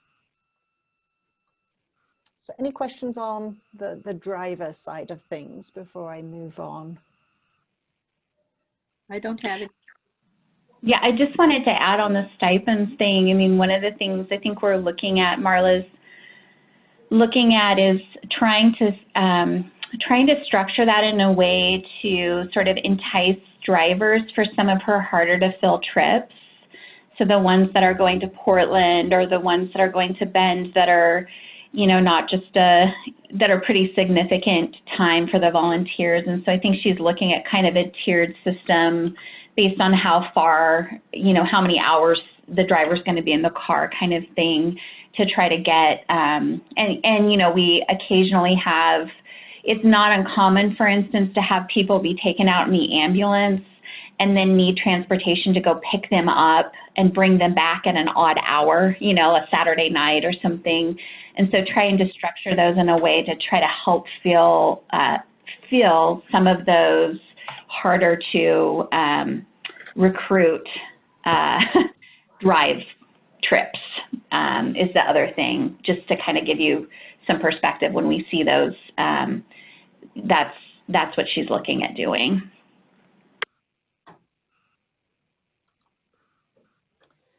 So moving on to planning policies and rules, Marla's favorite area to operate in. If you know Marla, you know I'm being sarcastic. So developing emergency guidelines and policies. So obviously we do have some, but Marla, as a part of some of the grants we receive from ODOT, is required to have certain guidelines and policies in place. So what we've already got is great, but we're just shoring those up with the additional ones that just make it tighter and meets the obligations that ODOT holds us to. And then she's also introduced vehicle notebooks into each of the vehicles so that we can quickly access the information, or the volunteers can quickly access the information, any forms they need to report anything, be it a safety thing related to the vehicle, or if there's been an accident or something along those lines. So those are now pretty much in place. I think we're just fine-tuning those. So other paperwork, there's a passenger driver manual update required. So I think that covers the obligations of each entity, both what they will and are not required to do. So you think about if people have heavy luggage or need assistance, what our drivers need to do and need to not do to ensure their own and their passengers' safety and well-being. So that will be updated. And then the big heavy lift that's coming up immediately is we need to do an update to our coordinated plan. So the coordinated plan, back in 2014, 2015, ODOT provided us with a consultant firm who helped develop our very first coordinated plan, which basically forms the transportation program guidelines, or Bible as Marla would call it. And so it lists the demographics, the geography, and the needs of our county area specific to the transportation program, and we're required to update that every 3 to 4 years. So it is now due. So Marla will be starting to work on that. We already have a solid base from the past document, but we obviously need to update it. And we're required to have that in place to be able to access ODOT's grant applications. And if we don't put the services and offerings that our program provides into that plan, it's highly unlikely that ODOT would fund it through grant approval. So it is a critical part of the work that Marla and her team are doing. And we also have a grant coming up for application renewal in November. So for the coordinated plan, the timeline is very much on now to get that done, and that will be coming back to County Court as a coordinated plan update for review next month, I believe is what she's targeting. So any questions on planning policies and rules? Oh my. The vehicle notebooks, Yes. who and when are those being reviewed? As a car comes in, or on a daily basis, or? That's a good question, and I will make a note of it and have Marla come back to you, because I'm not sure whether she's doing that daily, weekly. I think she's tasked that to our dispatcher, Naya, but I'll have her come back to you on that one, Commissioner. Okay, thank you. Any other questions? Okay, moving on. Looking at the grants themselves, despite COVID and how many funding streams at the state level have been impacted, we're very thankful to see at the moment for transportation, our grant funding streams are pretty steady. We haven't been notified of any direct hits that are impacting us right now. So we're looking good, hopefully through to 2023, but obviously, you know, we're in a strange world at the moment that keeps changing. And so we're hopeful that stays steady, but if not, then we'll obviously adjust accordingly. Marla's also been reached by neighboring counties to assist them in their application processes. So obviously, Marla's been doing this for many years, and her knowledge about it is phenomenal. And so we're more than happy to help our neighboring counties navigate what can sometimes be very administrative, heavy lifts to be able to first put into process these applications at the state level. So she's going to be helping Sherman County out in the first instance with some of those. And then she just wanted to alert you to the fact that various grants, her 5310 and her STIF and STF grants are all due in the next 2 to 3 years. So again, that is a heavy lift for her to make sure we get our financial ducks in a row and all those applications in and secured, and we stay in a healthy place for our budgets. Any questions on the financial side? I don't have any questions, but I would like to say that Marla has always been very, to my knowledge, very proactive and right on top of all of those grants. And I know that's a lot of work for her to get done. And one of the reasons why we got her some extra help, because we know how much work those really are and how important they are. Thank you. I'll be sure to convey that to her. I agree too. She does a great job. Thank you. So we will move on to our safety officer, Teresa Aldridge, to talk about the work the safety committee's been doing. Good morning, Judge and Commissioners. Morning. Morning. With the revamping of the Burns Park play areas up there. The committee has decided that we needed to install some use at your own risk type of signs up there. So that's a project that the committee is going to be working on. Unfortunately, I have heard from Daryl that the people using that have been a little rough on it already, and there are some repairs that need to be done to things, unfortunately. So the committee might discuss, you know, use care when you're using these with this new equipment and horseshoe pit, so that'll last. So that was one of the projects that we are going to be working on. The next, again, was up at was at the fairgrounds.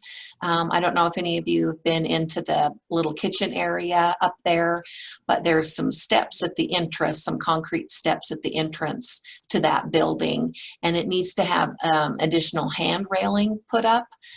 Those steps get pretty slick in the winter when that's being used for, you know, community functions and whatever. So that's something that we want to look at as well.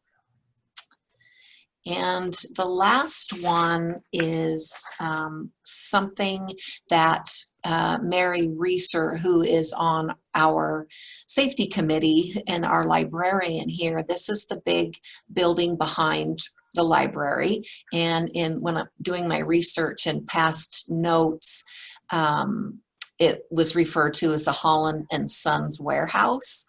And the sidewalk that runs alongside that building that goes into the rear entrance of the library is really crumbling and is really, really a tripping safety hazard.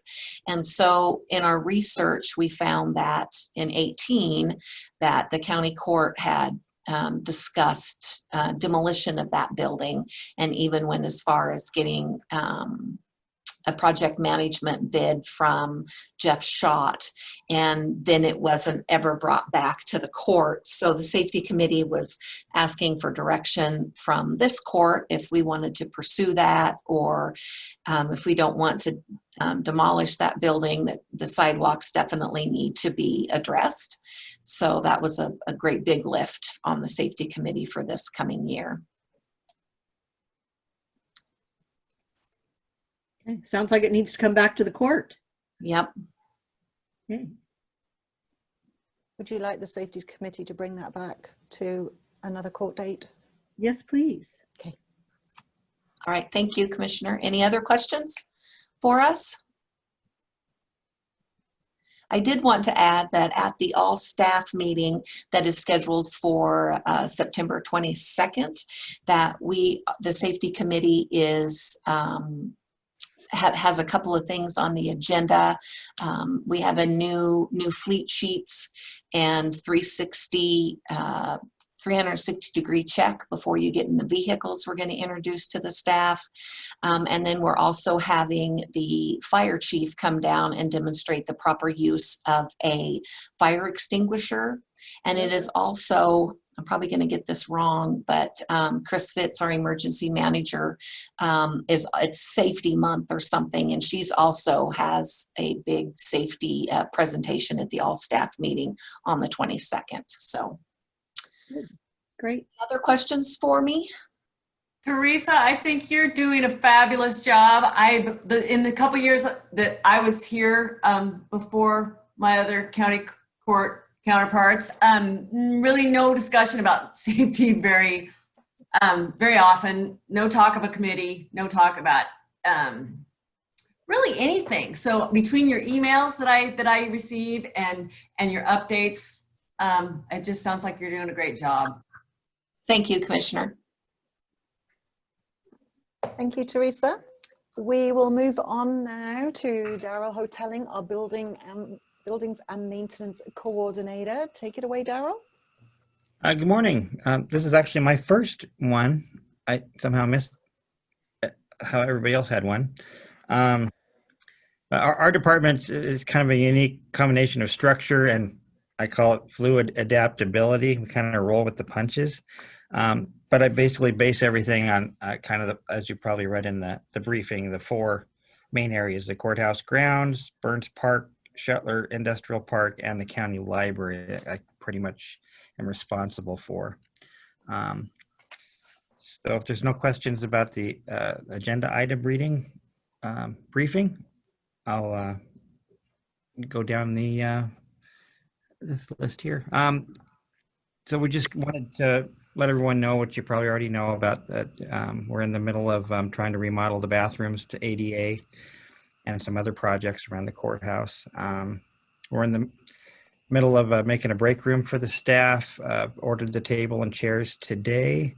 We're waiting for anything else until we get a bid or see what the expense might be of a possibility of a sink in there, because we're losing the sinks with the ADA bathrooms.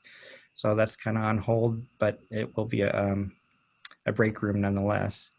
And they need to, for security reasons, relocate the courtroom door that's next to the new break room, so people can have access to that during court. Just to clarify, so the commissioners know, Teddy, the Family Services office has been moved downstairs. And so that office is what we're talking about for the break room. So there's a court security door that blocks off that entire hallway. And so part of Jeff's Schott's scope of work is to move that closer to where the circuit court judges' offices are, so that there's access for staff to get to the break room. So we would use that same door, and instead of changing the door for the break room, we're changing the door that's the security door. We're just moving it, right now it's right on the hallway. We're just moving it further, closer to the actual offices. So it'll be the same hardware and everything. We're just moving it a little, probably, I don't know, 5-6 feet to allow access to the break room. Okay. It used to be the break room, and it's going to be the break room again. Yeah, there you go. For the building and maintenance at the report for Burns Park, I've already taken care of the first item. We don't need a new running lawnmower anymore. We ordered an engine, and the shop has already installed that for us, and it was completed yesterday. Great. The difference was it's $3,000 for a new engine, and the mower cost us 18 years ago about $12,000 to $15,000. So it's a pretty good, since this can still be used probably for the next 5 to 10 years, it'll save us some money. Great. I am going to tile the floors at the restrooms in the for the showers at Burns Park. I have a problem. The concrete they originally installed is really porous and has little holes in it. It's almost impossible to clean. And so I've been wanting to get a smooth surface on there, so we're going to try that. But everything else at the park is sort of been improved this year, even though nobody's been able to enjoy it with the COVID that seems to be taking over everybody's life here. And the sprinkler system that we installed that we did this year has really turned out well. It's really green. I get a lot of compliments how the lawn looks really good, and it's really doing a great job up there. The Shetler Industrial Park, other than the minor things that take care of the sprinkler systems and weeding and things like that, this next year we need to budget. We have plenty of money in there, I see, but just to let you be aware, it was the other commissioners that hasn't been on it. The water tower costs, basically it's going to be about $5,000 to have it inspect. We have scuba divers come in and inspect it, and if we have to get some parts replaced in it, so it is an expense to maintain the water tower. I never understood it when I first took over it, but if you don't replace some sacrificial antidotes in there, then the whole tower could rust and corrode. So it's kind of an important item, and I don't think either of you, anybody had known about that. So I just want to let you be aware of that for future. Thank you. Okay, Condon Library, you just talked about the rear sidewalk, I believe, a little bit. We've been talking about it for years, so that'll be coming. Why do we keep talking about it? Let's do something. Let's do something, right? And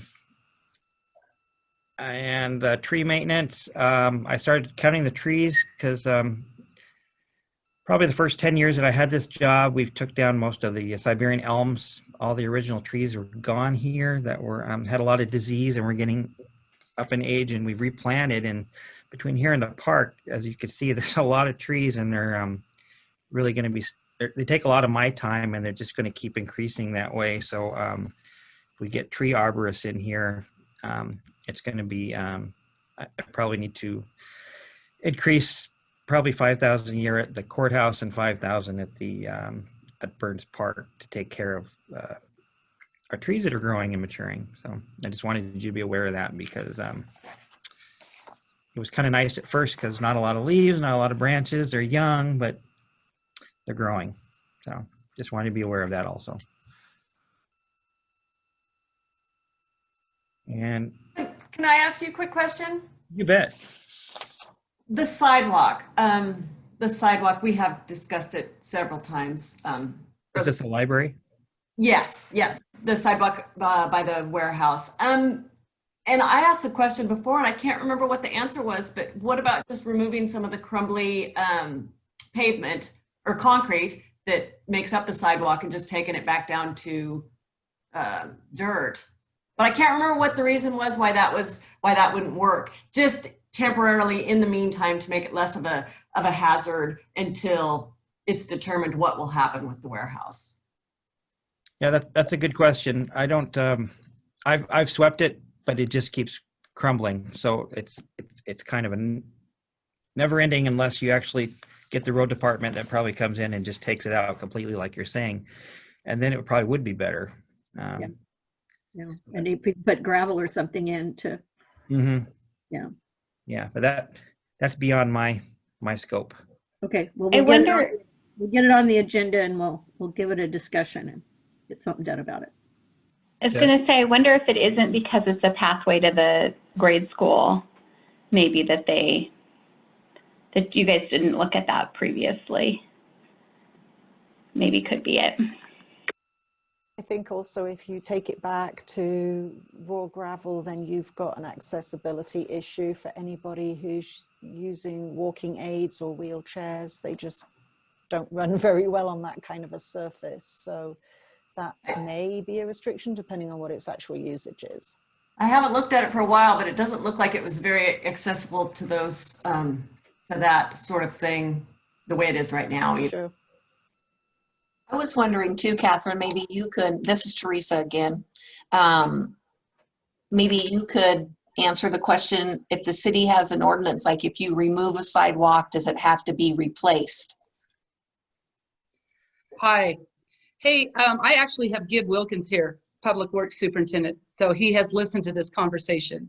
So I'm going to put him on to give what needs to be hopefully done with this. Hi, Gib. Hi, how you guys doing? So you guys, if you guys want, we would not let you remove it and just leave it be gravel.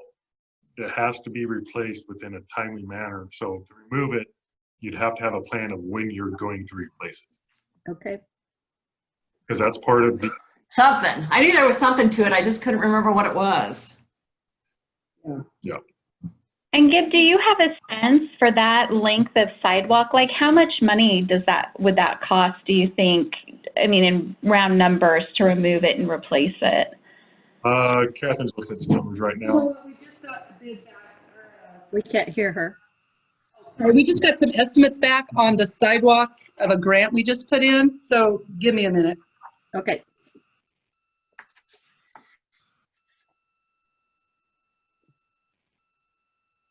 Do you have any timeline for tearing down the building? Or if you're going to do it at all? We need to discuss that. That's something this court, to my knowledge, hasn't discussed. Okay, so concrete walkways is $25 per square foot. You'll need a curb. That's $50 per linear foot. And then you're probably going to need some aggregate base on that. It would be 100 feet, Probably 100 feet. Yeah, a good 100 feet. So Probably about 120 feet would be my guess. we're talking, well, square foot. I'm sure it's going to have to be 5 foot wide. Okay, proceed and I'll get a figure. I think that was part of the reason why that conversation stalled, was because until we decided what was going to happen with the building, we didn't want to do a bunch of improvements to a sidewalk and then find out come in, sometime later and then get rid of the building, because then there'd be a brand new sidewalk and they'd have to go over it to demo. And I think that's why nothing's really happened, if my memory serves. That's correct. Here's my suggestion. Let's let Daryl complete his report and let's put this all together and get it on our agenda for the next meeting. And then we can actually get some numbers and make some decisions. I'm just going to give you a rough estimate and I will go off probably about 25,000 to 30,000. Considering that you're a government entity, I would add some to that, but that would be the base rate. Okay. And I know Jeff Schott has some information about this too, because that's been discussed and nothing done. Yes. So it sounds like what we'll do is collect that information, then I'll plan on maybe putting it on either, depending on how quickly we can put that together, our next agenda or the second one in October. Sounds good. Back to you. Proceed. Okay, yeah, I'm pretty much done other than for additional questions about anything with buildings and maintenance. You're going to go down to Shuttler this afternoon then and work on the water? Yeah, that's the only time this week I could do it. So I was going to take off at lunchtime and head down there.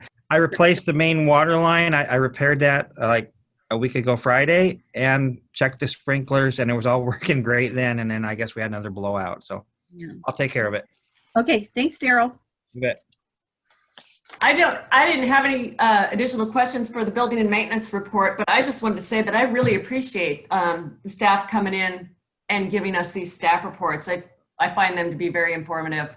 And so thank you. Thank you. I agree. And good for the public to be able to see these reports and know what's happening in these departments. Yeah. And just to reiterate how great our staff is, because they are doing fantastic work, a lot of which the public may or may not be aware of, but they work really, really hard and they're doing some incredible things for the public. So the public should feel very proud of what the county staff is doing to help improve the community. Good job, guys. Thank you so much, everyone. Back to you, Liz. Okay, so let's move into 6.2, which is consider approval of resolution number R 2020-28, a resolution declaring county vehicle as surplus equipment. So this one is in regard to the 2015 Chevy Tahoe. The request is coming, I believe, from the sheriff's office. Yes, from the sheriff's office.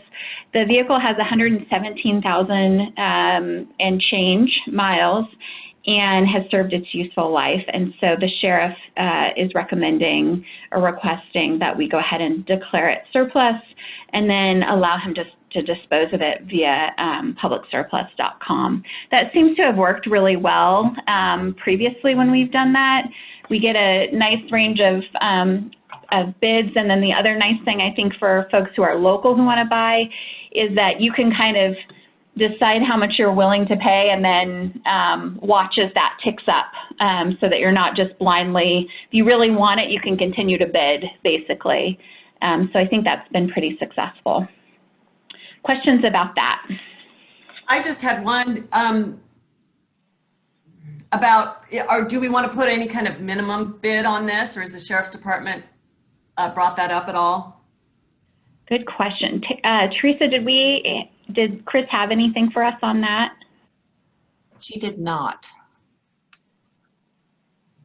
In the past, we've had it as $800 as a minimum bid on other vehicles. Is that something that's mean- required when you put them online? You don't have to have a minimum? It's not required, and so what we could just do is, if we decide to move forward with the resolution, is just ask Gary to maybe look at, Kelly Blue Book or something and get a rough estimate of how much it might be valued at and set that. I don't know that we necessarily, if we're willing to just allow Gary to set that, I think that would be fine too. I don't think legally we have to set that if we want to leave it up to the sheriff's discretion. I would be okay with that. So I move to adopt resolution number R 2020-28, giving the sheriff the ability to set a minimum if desired. Second. Okay, it's been moved and seconded that we adopt resolution number R 2020-08, giving the sheriff the ability to set a minimum bid if required. Is there further discussion? All those in favor? Aye. Aye. Aye. Any opposed? Motion carries. Okay. We'll go on to 6.3, which is consider approval of work crew termination and release agreement with Waste Management. So I'll give a little background and history for people who are watching the YouTube video later. But basically, several years ago, long time ago, the county entered into a service agreement with Waste Management for the work crew out of Norcor to help pick up litter throughout the landfill. And so the sheriff's office supervised the work crew while they were on the site, and then the county was compensated from Waste Management for that service. And again, that happened over a number of years. Earlier this year, Waste Management's counsel and our legal counsel were reviewing the agreements and discovered that arrangement was really out of compliance with state regulations. And so they started the process of discussing a termination because that agreement just, it doesn't fly. And so the attached termination and release agreement was drafted by our county counsel, Jeremy Green. It's been reviewed by the Waste Management attorneys, and they're okay with that. The crew, because of COVID-19, has not been at the site for months. I think the last time they were there was in late March. And so the county's been compensated up until that point. So it should be a pretty clean termination. This is really just cleaning up the paperwork so it's clear that agreement is no longer in place. Questions about that? No questions. I don't have Okay. it. I move to approve the termination and release agreement with Waste Management as presented. I second. It's been moved and seconded that we approve the termination and release agreement with Waste Management as presented. Is there further discussion? All those in favor? Aye. Aye. Aye. Any opposed? Motion carries. Okay. The next one is 6.4, consider approval of Omega Morgan Shuttler Station sublease request. Sherry, do you want to give the background on this or do you want me to do it? Go ahead. Okay. So basically our Eric Zander with Omega Morgan contacted us requesting that we provide written permission for them to sublease a part of the leased land at Shuttler Station. So they currently have a lease with us. That lease says that if they want to sublease it, that they need to get written permission from the county court to do so. So basically what they are proposing is they would like to sublease the portion to Union Pacific beginning October 1 and expiring April 1st of next year for guaranteed storage space for an upcoming project that Union Pacific has. And then we included in the briefing the language from the actual lease agreement. So it looks like basically we just need to provide a written letter or something saying that that's okay. So what I would be looking for is just a motion to approve Omega Morgan to do that sublease, and then authorizing me to go ahead and prepare the written documentation that the lease requires. I didn't know if anyone had any issues with this. I personally did not see any problems.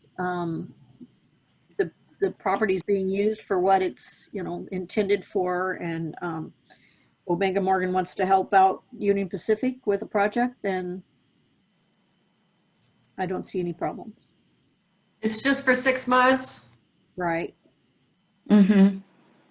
Have we done this much in the past, allow subleases? Do you know? I don't know. I know Omega Morgan's footprint has changed, back and forth. And so my hunch is probably it hasn't come up a lot, because usually if Omega Morgan's leasing, it's because we have a windmill project coming in and they need that space for staging. So I don't know the history before I got here of whether that's happened before, but since I've been here, we haven't had a sublease. But of course, we've had Monteg going in where they needed all of the space that was available. So, well, we did sublease the batch plant, did we not? Yeah. Yes. Yeah, we did allow that, the batch plant to be subleased. Okay, I move to approve Omega Morgan subleasing leased property at Shuttler Station Industrial Park to Union Pacific Railroad, and to authorize the county judge to provide the written permission required. Second. Okay, it's been moved and seconded that we approve Omega Morgan subleasing leased property at Shuttler Station Industrial Park to Union Pacific Railroad, and to authorize the county judge to provide the written permission required. Is there further discussion? All those in favor? Aye. Aye. Aye. Any opposed? Motion carries. Okay, I will get them documentation to let them know that works for us. And then 6.5 is consider approval of resolution number R 2020-29, a resolution declaring county vehicle as surplus equipment. This is another request from the Sheriff's Office. This is for the 2001 Ford van. The vehicle has just shy of 200,000 miles on it, 197, and has served its useful life to the county. And so the Sheriff's Office has requested that we go ahead and surplus it, allow him to dispose of it via publicsurplus.com. And again, we didn't set a minimum bid, so I'm wondering if we want to do the same thing. I don't know if this one needs it. It might not. We'll be lucky to get something for it. Is that what you're saying? Maybe, yes. So questions about this one? I don't have any questions. I don't either.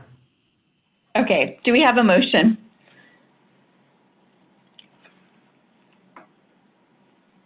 Oh, I move to adopt resolution number R 2020-29 as presented. Second. It's been moved and seconded that we adopt resolution number R 2020-29 as presented. Is there further discussion? All those in favor? Aye. Aye. Aye. Any opposed? Motion carries. Okay, we'll move into announcements and next meeting. So right off the bat, the next county court meeting will be October 7th, 2020. That'll be over Zoom. I'm also anticipating that we will have some public hearings, one, possibly two. So we need to do a hearing on the ordinance that we did the work session on this morning. So we'll have Teresa get that noticed and get that on the calendar. The second one, and I'm not sure if it'll be on this upcoming meeting or the second meeting in October, We need to look at updating our procurement policy. It was last passed, I think, in 2016, and our legal counsel is telling us that it's out of compliance with state law. There's been enough legislative sessions in between that we're out of compliance. I am pretty sure that requires a public hearing. So I want to dig into that and make sure that that's the case. If so, we'll try to get that scheduled in October. Most likely, well, I'll get the policy over to you guys as well to take a look at. It's like a 95-page monster policy. It's drafted by a procurement legal guru out of our firm in Eugene. I'm not anticipating we're going to be able to tinker with it a lot because state law is so specific about how those public procurements need to take place. So that's why I haven't really been, I haven't tinkered with it. So I'm thinking that it will probably be something that we rely heavily on legal counsel to steer us in terms of what we can change and what we can't. So anyway, I just wanted to flag that we'll likely have 2 hearings coming up, probably on that first meeting in October, to move forward on both of those issues. The other thing that I wanted to flag is that Department of Energy released its initial findings on the waste, the nuclear waste at Kim Waste. And so I had a conference call with them earlier this week. They are planning on hosting 2 town halls on Wednesday, September 30th. So the first one, tentatively, I think is going to be at 9 a.m., and that'll be a Zoom call so that folks who want to socially distance and all that kind of stuff don't feel comfortable coming together can hear what those findings are, ask questions of ODO's staff, provide feedback. And then the second piece of that is we are looking at doing an outdoor, in-person, socially distanced town hall at the Arlington football field, AHS football field, where we'd be able to keep that 6 feet of social distance. And I think the plan would be to use the scoreboard as sort of the PowerPoint easel, if you will. But ODO staff would come out and present directly so that people would have an opportunity to ask those questions if they weren't able to attend the Zoom meeting. And so obviously we're invited to either or both, depending on what our schedules are. We are not hosting it. These are ODO hosted things, but the county's role has basically just been to help connect them with the Arlington School District, help provide some feedback on dates and timing, and just be a resource to them as they try to set these up. My understanding is they extended the public comment period. Normally that's a 30-day window. And so in their conversations with me, I had requested that we have more time because of COVID. And so they have extended that window to 60 days. So basically doubled the amount of time to allow the community ample time to hear from ODO, read the document, and submit their public comments before that window closes. So those are sort of the things that are on the radar. ODO will be putting out a press release with all the information on their public meetings. So we'll also help distribute that through our website, our distribution list, all those kinds of things, get it to our cities and chambers so that they're able to help sort of let people know how they can participate. Other than that, I think that is all the pending sort of meetings I've got coming up. How about you guys? What's new? Meetings that are coming up or other things that you're working on? I have a couple things. I was contacted by our roadmaster. We are having an equipment failure. Oh no. The motor on the main piece of the crusher is failing. He said it is 50+ years old. It's been rebuilt more than once, and that's not an option anymore. He has solicited quotes. He says he's only received one back for a replacement. No one else seems interested. He indicated that there is money in the crusher maintenance budget to cover the expense, and it's like $34,340. And he did not know if this needed to go before the county court or if he could just, solicit his 3 quotes and go with the one that he gets. He also told me a couple other little details. He said it's a 1974 Detroit motor, a V12. Says dying, a lot of oil leaks. He says it's also not the right motor for what we are using it for. It has to run slower than it's designed to. He would like to, he's recommending that we upgrade to a Caterpillar motor. He would have to tear the crusher down and bring it into the shop to make the, the modifications with the new motor. But he said ultimately we would be more efficient and we would be able to produce more rock. So his question was just, does he need to bring it to the county court? Can he just do it? How does he proceed? So my initial read is that it probably would, just so that that documentation is in the record that he solicited those bids. There is an emergency clause in the procurement. So for instance, if it's one of those things that really needs to be purchased immediately for safety or for other reasons, there's some leeway in that. And I think, Leslie, you could probably approve that directly then if that occurred.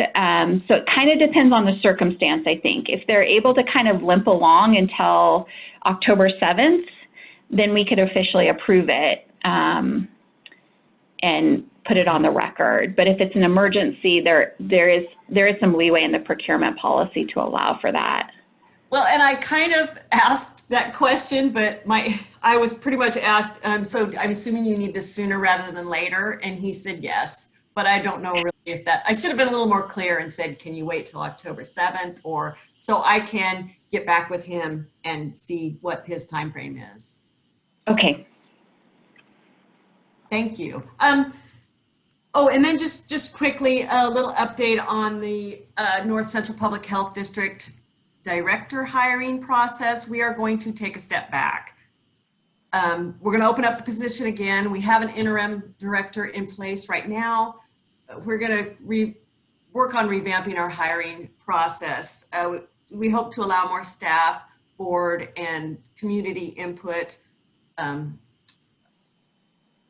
put in some more broader recruitment strategies, and I will keep you all posted. Also, I thought since we've had an increase in COVID cases in the county, I would give just a quick update on where we're at. Gilliam County, 7 positive cases, 259 negative. Sherman County has had 18 positive cases, 324 negative. Wasco County is at 228 positive cases, 4,628 negatives, and 3 deaths. So that is the update on COVID, and that's all I have today. Related to that, Mimi had reached out and asked if we thought it might be beneficial for her to come give a briefing to the court.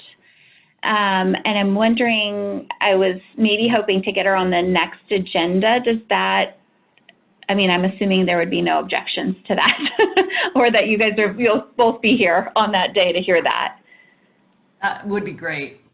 Okay, so I'll have Teresa circle back with Mimi and see if we can get, if that date will work for Mimi, and otherwise we'll try for the second meeting in October if for some reason there's a conflict on her schedule. Any other updates, Leslie? That's it. Thank you. All right. How about you, Sherry? I have Norcor meeting tomorrow, regular monthly meeting. It's at 10 and it's Zoom. Or yeah, I think we switched to Zoom. We were using something else, but Molly thought Zoom might make it easier to have the public interact. And then on the 25th, we have Capco. And I'm still working with the EDA, and we're looking at what we can do to maybe get some occupants of the grain lab. So that's an ongoing thing, and kind of in their ballpark, we're going to nudge them and see what's happening. But it sounded positive at the onset, so we'll see what happens. And I think that's about it for now. Great. The only other thing that I neglected to mention, just as an FYI, is that the Frontier Telenet Board did meet yesterday morning, and we went ahead and awarded the bids for the Roosevelt site upgrades and maintenance. So I'm hoping the contractors have been told that needs to be done before winter sets in, because it's roof repairs and stuff like that. So I'm hoping we'll have all of that stuff fixed. Hopefully November timeframe is what we're shooting for. So I'll keep you posted as that progresses, but that should help address some of the problems we've had with the 700 radios going down in the county, especially at the north end for that connectivity. That should resolve that issue once we've got a generator and things set up. So just wanted to flag that we're moving forward on that as well. Anything else for the good of the order? All right, if not, it is 11:20 and I will adjourn the meeting.